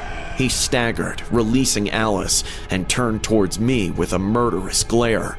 He charged at me, but Alice, her face bloody and eyes blazing with determination, tackled him from the side. The three of us went down in a heap, struggling and thrashing. He clawed at Alice, tearing at her clothes and skin, but she held on, fighting with everything she had. I managed to grab the bat again and brought it down on his leg. He screamed in pain, his grip on Alice weakening. She slashed at him again with the knife, and he rolled off her, clutching his bleeding leg. Now, Larry! We moved together, grabbing his arms and forcing him onto his stomach. He struggled, kicking and thrashing, but we held on, pinning his arms behind his back. I grabbed the belt from my pants and looped it around his wrists, pulling it tight. He let out a feral growl, bucking and writhing beneath us, but the fight was leaving him. Blood oozed from the cuts on his arms and leg, and his movements grew weaker. Finally, he lay still, his chest heaving with ragged breaths. I grabbed the bat and slammed at his head for one last time, knocking him out immediately. We slumped to the floor, exhausted and battered. The psycho lay between us. The adrenaline began to wear off, and the pain of our injury set in. Alice's face was swollen and bruised, blood trickling from a cut on her lip. My arm throbbed where he had bitten me, and my ribs ached with every breath. "Are you okay?" She nodded her head before passing on the phone to me. The sound of sirens filled the air, and moments later the police burst into the house. They took the man into custody, his eyes still filled with the same wild rage as they dragged him away. Paramedics treated our injuries, and we gave our statements, recounting the nightmare we had just survived. The police found later that the man was using the hidden storage area as his drug den. He had dug a tunnel to it and used the hidden door in the kitchen to raid for food. As the police cars disappeared down the street, the reality of what had happened began to sink in. We had fought for our lives and won, but the scars, both physical and emotional, would remain. I pulled Alice toward me, and we hugged, clinging on to each other as tears escaped our eyes. The drive to Voodoo Donuts that night felt like an adventure. My friend Amy was in town, and we had a couple of beers before the hunger pangs got to us. She had never been to Voodoo Donuts before, so we hopped into our car and drove. It's your last night here, Amy. We should make it. They should be open still. The streets were deserted as we pulled up to the donut shop. The neon sign was off, but dim light flittered through the frosted windows, hinting at someone still inside. They're closed, but maybe they have leftovers? Bitch, you better not be talking about a raid. I am. God, we're so drunk. Come on, let's see. As we approached the glass door, it swung open, revealing a figure dressed in the Voodoo Donut mascot costume, a cartoonish voodoo priest, complete with a top hat and painted-on bones. "Ladies, what a delightful surprise!" The mascot exclaimed in a muffled voice, the headpiece distorting his features. "You're just in time for a special nightcap!" Something about his tone sent a shiver down my spine, but Amy, ever the adventurous soul, laughed it off and pulled me inside. Why not? I like your hat, by the way. Oh, such a lovely compliment from such a lovely lady! Here, free colas, compliments from the house! The mascot rushed to the counter and filled 2 glasses of cola from the tap. The drinks looked innocuous enough, but as I took a sip, a bitter undertaste caught me off guard. I chalked it up to my drunkenness, fueled by the eerie setting and the mascot's unsettling presence. We chatted about trivial things while the mascot tried flirting with Amy, our laughter echoing in the empty shop. But within minutes, the room began to spin. I tried to grasp the counter for support, but my hands wouldn't cooperate. Amy. I managed, my voice a mere whisper before darkness took over. When consciousness crept back, it brought with it the stark reality of our situation. Cold tile pressed against my cheek, and the air smelled sickly sweet, tinged with something metallic.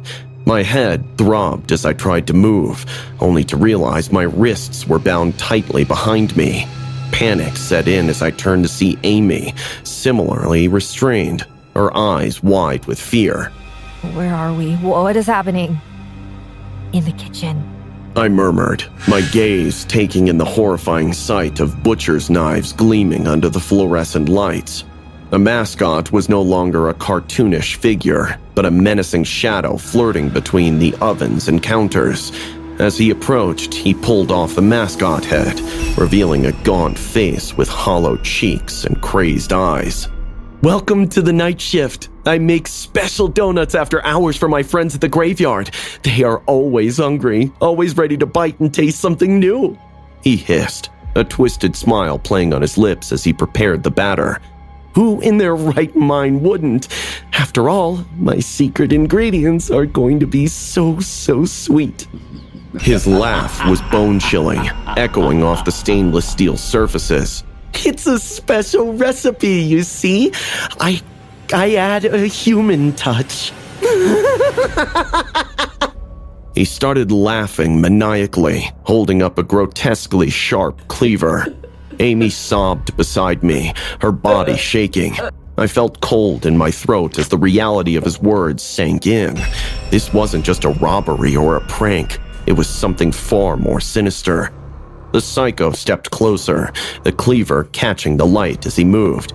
Let's prepare the donut, he said, his voice eerily calm. The trick is to not make it chunky. Don't worry, darlings. You'll be grated till you're fine. As he reached for Amy, something primal awakened within me. The need to protect, to survive. I wriggled, feeling the zip ties biting into my skin, drawing blood. But I didn't care. I had to do something, anything, to prevent this monster from fulfilling his ghastly intent. As the psycho advanced towards Amy with the cleaver, my heart pounded against my ribs like a frantic drum. The cold tiles beneath me felt slick with my own sweat as I struggled against the tight zip ties. Amy's whimpers filled the air, a heartbreaking sound that fueled my desperation. Please don't do this. Amy pleaded, tears streaming down her cheeks. The man paused, his head tilting as if considering her plea, but his eyes remained cold and detached. Silence. He looked at his cleaver but seemed dissatisfied, so he got up to bring a different blade. In that terrifying moment, my fingers brushed against something small and metallic on the floor. A dropped screw, perhaps from one of the kitchen appliances. It was sharp, jagged. With every ounce of strength left in me, I maneuvered my hands to grasp it between my fingers. Don't worry, I'm not a monster. You won't feel anything. The psycho returned with a syringe filled with a clear liquid. This was my moment. With a fierce yank, I managed to cut through one of the zip ties using the screw. My wrists bled, but I was free. The psycho hadn't noticed yet. I leapt up, my legs weak but driven by adrenaline. I charged at the man. He turned just as I slammed into him, the impact sending us both crashing into a nearby prep table. The syringe flew from his grasp, skittering across the floor. He was quick to recover, stronger than he looked. His hands clawed at my arms, trying to pin me down, but the fight had given me a wild, frenetic strength. I thrashed and kicked, kicking over trays and utensils. The clamor was deafening. Help! Somebody help us! Amy screamed. The psycho growled, his expression twisting into one of pure fury. He lunged for the cleaver he had set aside, but in that split second, Amy put her legs in the way, making him fall face first into the floor. I grabbed a pot of boiling sugar glaze intended for the donuts and swung it with all my might. The hot liquid splashed over him, scalding his skin. He screamed, a sound so harrowing it seemed to shake the very walls of the donut shop. While he writhed in agony, I rushed to Amy, tearing at her bindings with a knife I had picked. As soon as she was free, we didn't pause to look back. We bolted towards the front door, stumbling over our own feet in our frantic escape. The cool night air hit us like a wave as we burst out of the shop. We ran without direction, fueled by terror. until we saw the distant lights of a police cruiser patrolling the area. Waving our arms, we screamed for help, our voices hoarse but determined. The police officers were quick to respond, their training kicking in as soon as they took in our disheveled, injured appearances. We recounted everything, the words tumbling out in a chaotic rush. It took less than an hour for the police to get hold of the psycho who ran into the woods. As we sat in the back of an ambulance wrapped in blankets and sipping hot, sweet coffee that bore no resemblance to the nightmare we had just endured, Amy squeezed my hand and smiled. I shook my head slowly and smiled as well. The ordeal was over, but I knew the shadows of that night would linger, a stark reminder of the fragility of safety and the depth of human depravity. But amid those shadows, there would also be a glimmer of something fierce and invincible, the enduring strength of friendship and the unyielding will to survive. I never thought our vacation in Cabo would turn into a nightmare. It was supposed to be a week of sun, sand, and sea for me and my friends. Olivia, Ethan, Sarah, and Jake. We had known each other since journalism school, and this trip was a long-awaited reunion. But everything changed the night Olivia was found dead. We had spent the day exploring the beach, and Olivia, with her ever-present camera, snapped photos of everything. She was a photojournalist, and was actually the one who made the Cabo trip possible. That night, we decided to have a dinner at a fancy restaurant by the sea. Olivia seemed distracted, but I brushed it off, thinking she was just tired. Around midnight, we returned to our hotel. Olivia said she was going to bed early, while the rest of us decided to hang out by the pool. An hour later, we heard a loud scream from Olivia's room. We rushed in to find her lying on the floor, lifeless. The room was a mess, drawers pulled out, her suitcase overturned. It looked like a burglary gone wrong. The police arrived quickly and started their investigation. They took our statements and searched the room. The officer in charge, Detective Martinez, seemed competent, but something about the scene didn't sit right with me. Olivia's camera was missing, and I knew she had never let it out of her sight. Detective, do you think it's possible the burglar took her camera? It's likely. We're still looking for any clues that could lead us to the suspect. The next few hours were a blur. We were all in shock, trying to make sense of what had happened. As the police continued their investigation, I couldn't shake the feeling that there was more to Olivia's death. She had been secretive the past few days, and I wondered if it had something to do with her work. Olivia was a freelance photographer, and she had recently been working on a project that she was very secretive about. She had mentioned it to me in passing, saying it was something big, but she never gave any details. I decided to start my own investigation. I knew I had to find the camera. The first place I checked was the beach, where we had spent the day. I searched through the sand, looking for any sign of her camera. As I was about to give up, I spotted something shiny, half buried near a rock. It was a memory card. My heart raced as I picked it up. Could this be the clue I was looking for? Back at the hotel, I borrowed Ethan's laptop and inserted the memory card. The photos were mostly of our trip, but as I scrolled through, I found a series of images that stood out. They were taken at night, showing a meeting between two men at a secluded spot by the beach. One of them, as we learned later, was a local businessman named Carlos Mendez. Do you think Olivia found out something she wasn't supposed to? I told my friends, and stupidly enough, we decided to confront Mendez. It was risky, but I knew we had to do it. Upon a little Googling, we found that Mendez was big on doing local charity work for missionaries. He had recently donated land to a particular Sister Gonzalez, so we faked being members of her church and requested an urgent meeting, saying that Sister had developed some health complications which we needed to discuss. Drove to his villa and found him waiting for us poolside. We were secretly recording him. I don't know what you're talking about. Leave my property, now. He fumed as soon as he realized we were there to accuse him. We have photos of you meeting someone the night before Olivia was killed. She had them on her camera. Mendez's face turned pale. He glanced around nervously before stepping closer. Listen, You don't know what you're getting into. Leave now, or you'll regret it. Before we could react, his guards appeared, and we were forced to leave. As we drove back to the hotel, I couldn't shake the feeling that we were being watched. He's definitely hiding something. We need more evidence, I told my friends. We sneaked into Olivia's room that night. As we searched through her belongings, I found a small notebook hidden under her mattress. It was filled with notes about Mendez and his illegal activities. She had been gathering evidence for weeks. It suddenly made sense why she wanted us all to come to Cabo. She was investigating Mendez for a story. As we debated our next move, there was a sudden knock on the door. It was Detective Martinez. What are you doing here? This is a crime scene. We found something. Olivia was investigating Carlos Mendez. She had evidence. Give me that notebook. I'll take care of it. Something about his tone made me hesitate, but before I could react, Martinez grabbed the notebook and left. That is when we doubted his involvement. We decided to follow Martinez, hoping he would lead us to Mendez. He led us to a warehouse on the outskirts of town. Martinez parked his car and went inside, carrying Olivia's notebook. We waited a few minutes before sneaking in through a side door.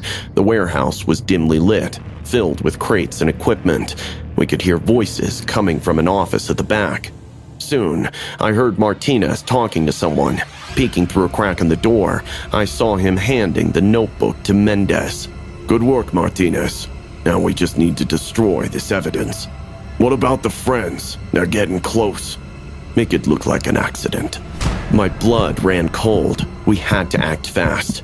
I motioned for the others to follow me as we slipped back towards the exit. But as we turned a corner, we ran straight into one of Mendez's guards. Run!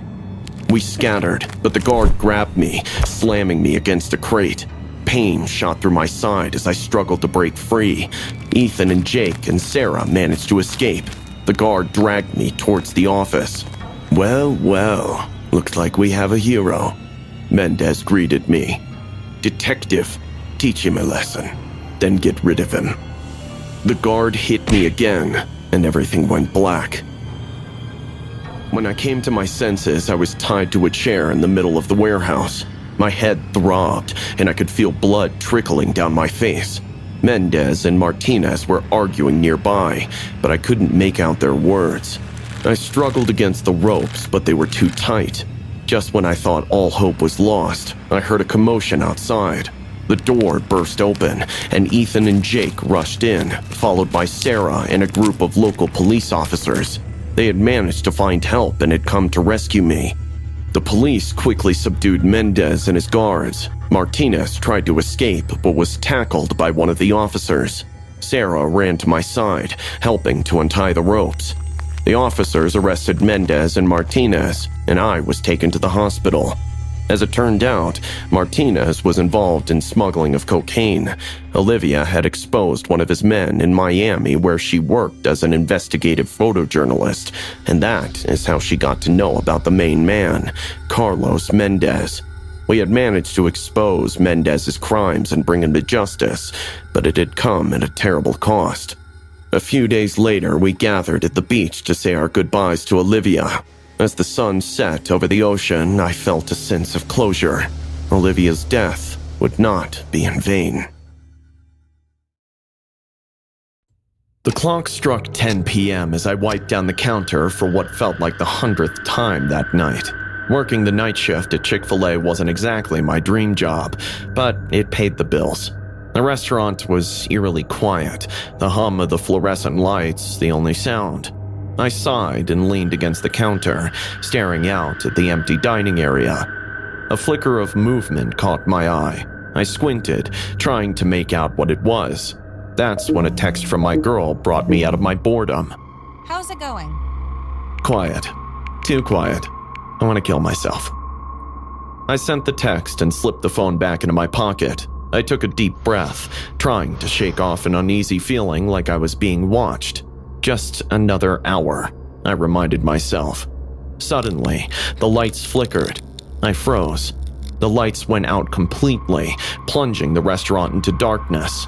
I fumbled for my phone, turning on the flashlight. The beam of the light cut through the darkness, casting long shadows that seemed to dance on the walls. It was weird. We didn't have many outages around here. I made my way back where the circuit breaker was. My footsteps echoed in the silence. I reached the breaker and flipped the switch. The lights came back on, and I let out a sigh of relief. But as I turned to head back to the front, I heard a noise behind me. I spun around, flashlight shaking. Nothing, just the walk-in freezer. I laughed nervously at my own jumpiness and made my way back to the front. The dining area was just as I left it, empty and quiet. But something felt off. I couldn't shake the feeling that I was being watched.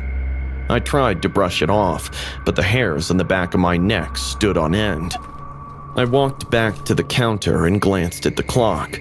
10:15 p.m. Time seemed to be crawling. Then I heard it, a faint whisper, like someone calling my name. I stopped, straining to hear. Hello? Silence. I shook my head, convinced I was hearing things. I resumed my cleaning, but the whisper came again, louder this time. Who's there? No answer. I walked around the counter, peering into the dining area. Empty. I walked to the door and looked outside. Nothing. I returned, nerves on edge. Then, the whispering started again, this time more insistent. I followed the sound, flashlight in hand, until I reached the storage room. The door creaked as I pushed it open. The whispering stopped abruptly. I shone the flashlight around the room, but it was empty, just boxes of supplies and cleaning products. As I turned to leave, the door slammed shut behind me. I yelped, dropping the flashlight. Darkness enveloped me. I scrambled to pick it up, the beam flickering as I pointed it at the door. It was closed tight. Panic set in. I pounded on the door. I turned the flashlight on again, and that is when I froze. There was a figure in the room. The figure was a man, tall and gaunt, with hollow white eyes. He took a step towards me, and I stumbled back, tripping over a box.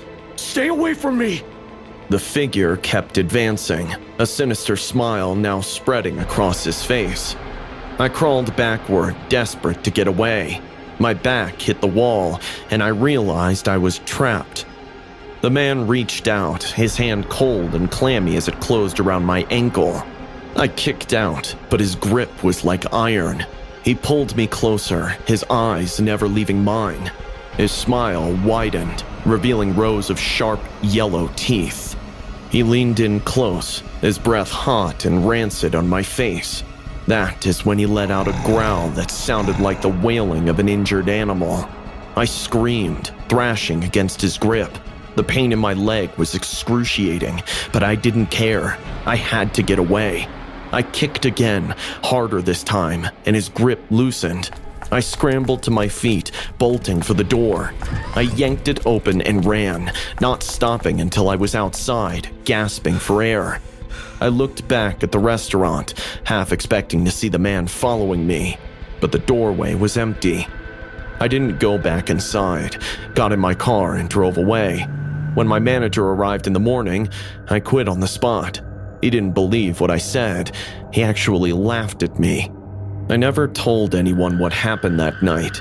I don't know what happened or how to explain my ordeal, but I have started believing since that some unholy beings walk among us, hiding in the shadows. I had always been drawn to the paranormal, the unexplained. As a YouTuber specializing in paranormal adventures, my channel had gained quite a following. My latest adventure brought me to the outskirts of my hometown, infamous for the ghost sighting of the Virgin Bride, a young woman from the 1800s who died mysteriously on her wedding night. Legend had it that she roamed the woods, forever searching for her lost groom. I wanted to document my experience and see if the stories were true. I set off with my trusty dog Max by my side, vlogging the entire journey. The sun hung low in the sky as we entered the dense forest. The air had the faint smell of pine. All right, guys. We're about to enter the woods where the Virgin Bride has been sighted 2 days ago.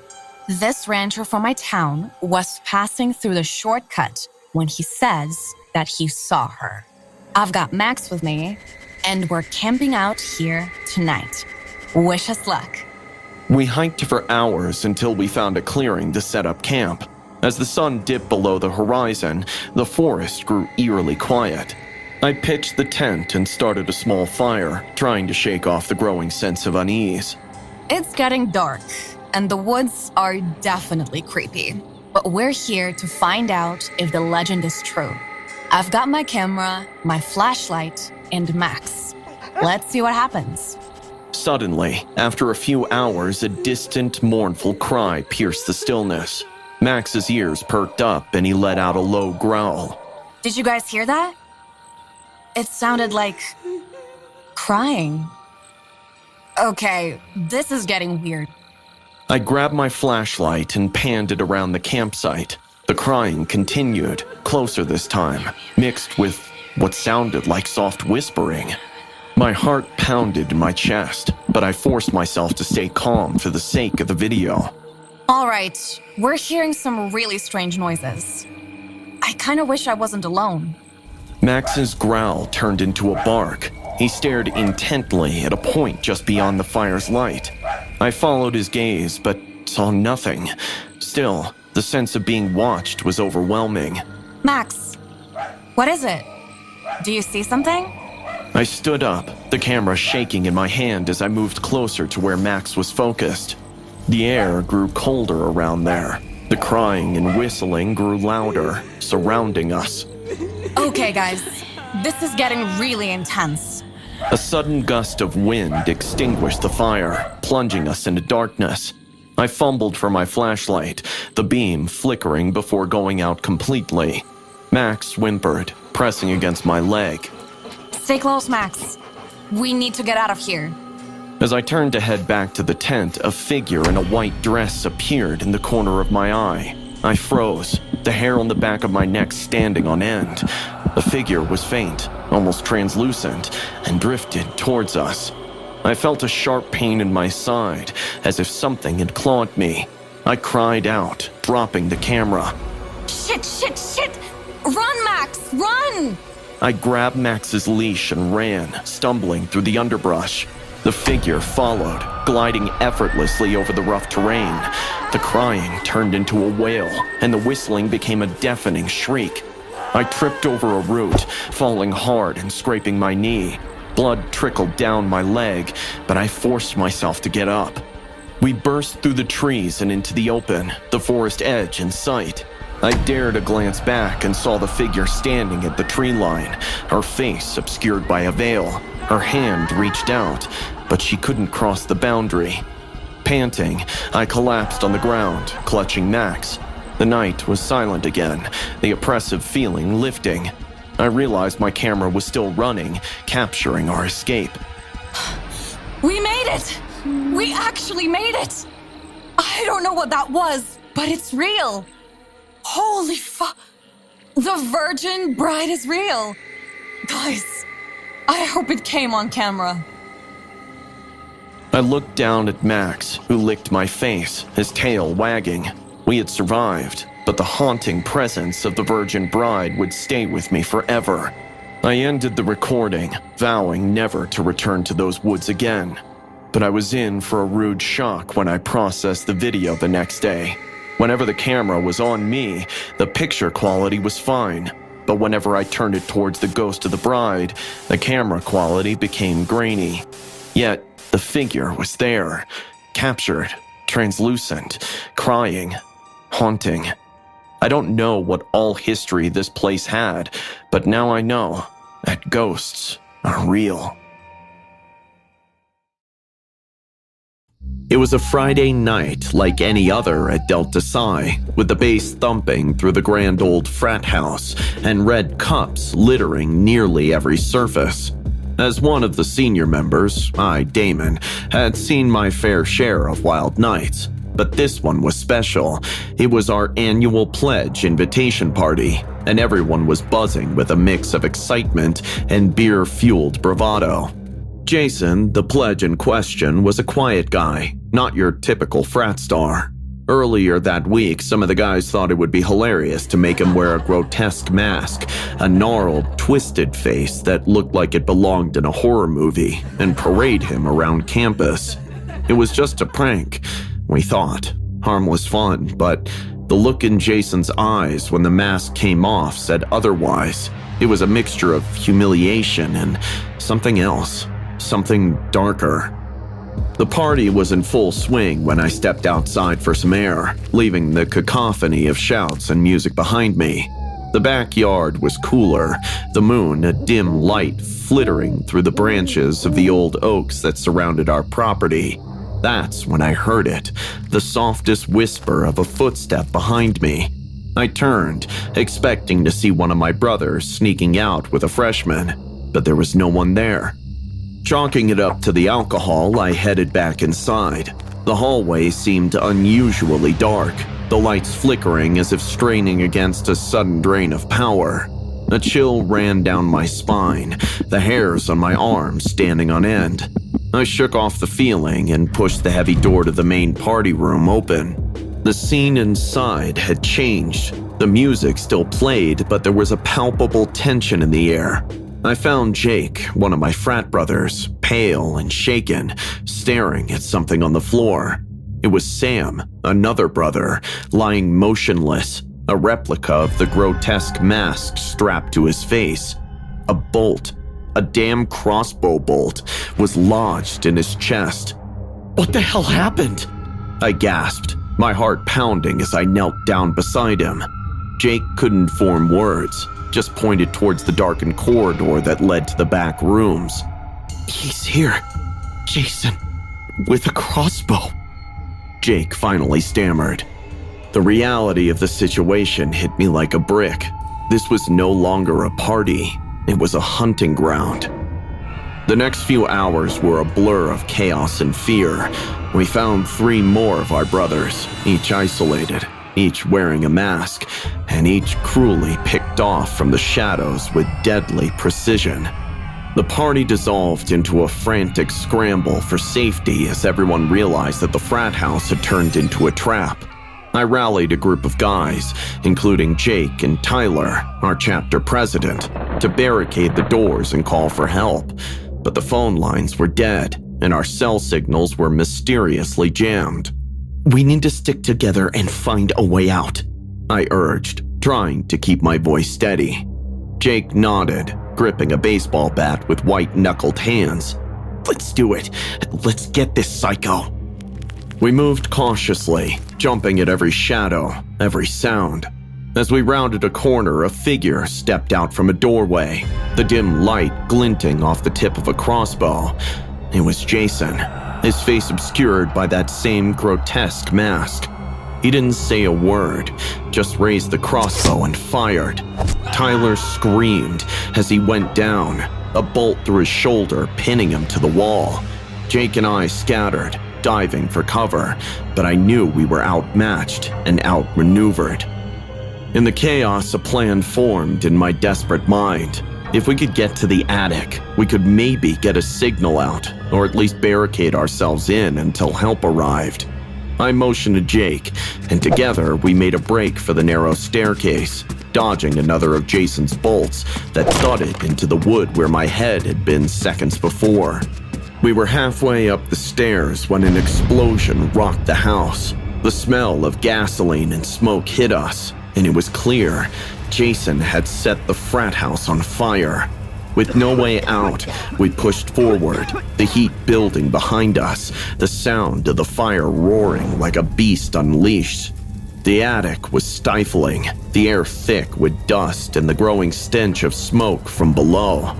Jake and I slammed the door shut, pushing an old dresser against it with trembling hands. The crackle and pop of the fire grew louder. Outside, the flames painted the windows orange, the heat pressing in like an unwelcomed crowd. "We're gonna cook up here, aren't we?" Jake's voice was barely a whisper, raw with fear.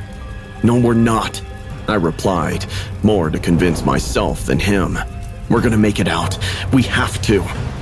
My hands fumbled with my phone again, desperation giving way to a sliver of hope as I noticed a bar of signal, faint but present. I dialed 911, the phone ringing through to emergency services. I explained our situation in hurried, gasping sentences: the attack, the fire, our location. Soon, the sound of sirens in the distance offered a lifeline. But with the relief came the stark reality of our immediate danger. The fire was spreading, the heat unbearable. Smoke seeped into the attic, making it hard to see, harder to breathe. We need to break a window. Get some air. I choked out, my eyes stinging. Together, we staggered to the nearest window, pushing against the old glass. It gave way with a crash, fresh air rushing in, battling the smoke that roiled around us. Below, the flickering lights of fire trucks and police cars pierced the night, a chaotic ballad of rescue and urgency. I leaned out of the window, shouting for help, my voice hoarse. A firefighter spotted us raising his radio to call for a ladder. Relief was so close, yet the fire was closer, licking at the structure of the house, threatening to bring us down with it. Then, a loud series of crashes from below made us jump. Through the smoke, a figure emerged at the bottom of the attic stairs. It was Jason, the mask gone, his face a canvas of pain and rage. He staggered, clutching a side where blood seeped through his shirt. You don't understand, he gasped, the fight draining from him. They made me a monster. I stared at him, the chaos around us narrowing into the sharp point of this final confrontation. You didn't have to do this, Jason. You could have walked away. Could I? His laugh was a hollow sound, broken and sad. He took a step forward, then another, before collapsing, his body giving way, succumbing to his injuries and the smoke filling his lungs. The room spun, the heat a tangible weight on my chest. Jake and I retreated to the window, the ladder finally arriving. Firefighters climbed towards us. I took one last look at Jason, lying motionless on the floor. His plan had ended in his own destruction, a tragic footnote to a night of horror. We were helped onto the ladder, descending into the cool night air, away from the heat and the death. Sirens wailed, lights flashed, and I realized how close we had come to not making it out alive. The ground felt unreal beneath my feet, the normal world a stark contrast to the hell we had just escaped. In the days that followed, the investigation would reveal the depths of Jason's planning, the lengths to which he had gone to exact his revenge. The masks, the crossbow, the fire. It was all a meticulously crafted nightmare born from a moment of humiliation that he just couldn't move past. I survived, but like the charred remains of the frat house, I knew I'd never be the same. Being an Instagram influencer has its perks. Free products, exclusive events, and a massive following. But it also has its downsides. And lately, those were getting harder to ignore. It all started with a message from an account with no profile picture and a single follower. "You look good in the blue nightgown last night." I stared at the message, my heart pounding. I hadn't posted any photos of myself in my nightwear, and I lived alone. I tried to brush it off as a lucky guess or a prank, but the unease settled deep in my gut. Who is this? How do you know what I wore? There was no immediate response. I tried to go about my day, but I couldn't shake the feeling of being watched. The messages kept coming from different accounts, each one more unsettling than the last. "Remember the red dress you wore on your first date with Ryan?" My blood ran cold. Ryan was a guy I had dated briefly before things got weird, and I ended it. I hadn't thought about him in years. How did this person know? Leave me alone! That night, I couldn't sleep. Every creak of the house made me jump. Around midnight, I received another message. "You can't ignore me forever." I threw my phone across the room, my hand shaking. Enough was enough. I blocked the account again and decided to put my phone on silent. A heavy silence filled the house as I lay in bed, staring at the ceiling. I finally drifted off, only to be jolted awake by the sound of footsteps. I sat up, straining to hear. The footsteps were slow, deliberate, coming from the hallway outside my bedroom. Who's there? No response. I grabbed my phone and turned on the flashlight, the beam cutting through the darkness. The footsteps continued, moving closer. My heart pounded in my chest as I got out of bed, the floor cold under my feet. I crept to the door and opened it, shining the light down the hall. It was empty. The air grew colder with each step. I was sure that someone or something was there. I'm calling 911. Suddenly, a shadow darted across the hall. I screamed, dropping my phone. It clattered to the floor, and the flashlight spinning wildly. I grabbed it and backed into my room, slamming the door shut and dialed for help. Hello? 911? Please send someone over. There's someone in my house. But that is when I heard a hoarse, heavy, manly voice, which had static interruptions. I am sorry.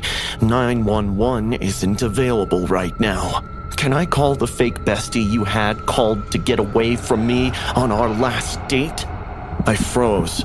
The temperature in the room plummeted. I could see my breath and the hairs on my arms stood on end. The door rattled as if someone was trying to break it down.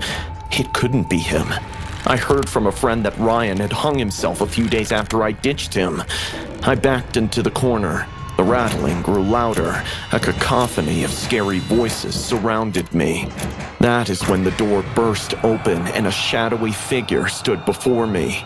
I couldn't make out any features, just a dark silhouette against the light from the hall. The figure moved towards me, slow and deliberate. I tried to scream, but no sound came out. Pain exploded in my side, as if something sharp had slashed me. I looked down, and I saw blood seeping through my shirt. I pressed my hand to the wound, trying to stop the bleeding. I scrambled to my feet and ran for the door, but the figure was there, blocking my way. That is when I realized who he was. Translucent and dark, bloodshot eyes that seemed inhuman, disfigured face. But the scent, I knew instantly that it was Ryan's scent.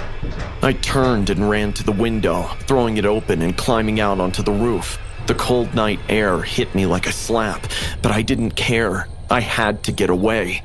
I climbed down the trellis, slipping and scraping my hands on the rough wood and hit the ground hard, pain shooting up my bleeding leg.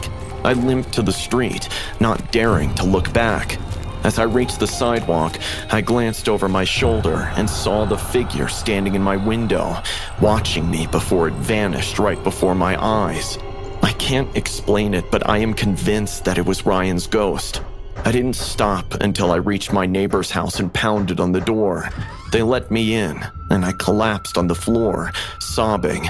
They called 911 and police came, but they didn't find anyone in my house. I moved out of that place within a week. I just hope that Ryan is somehow finally at peace.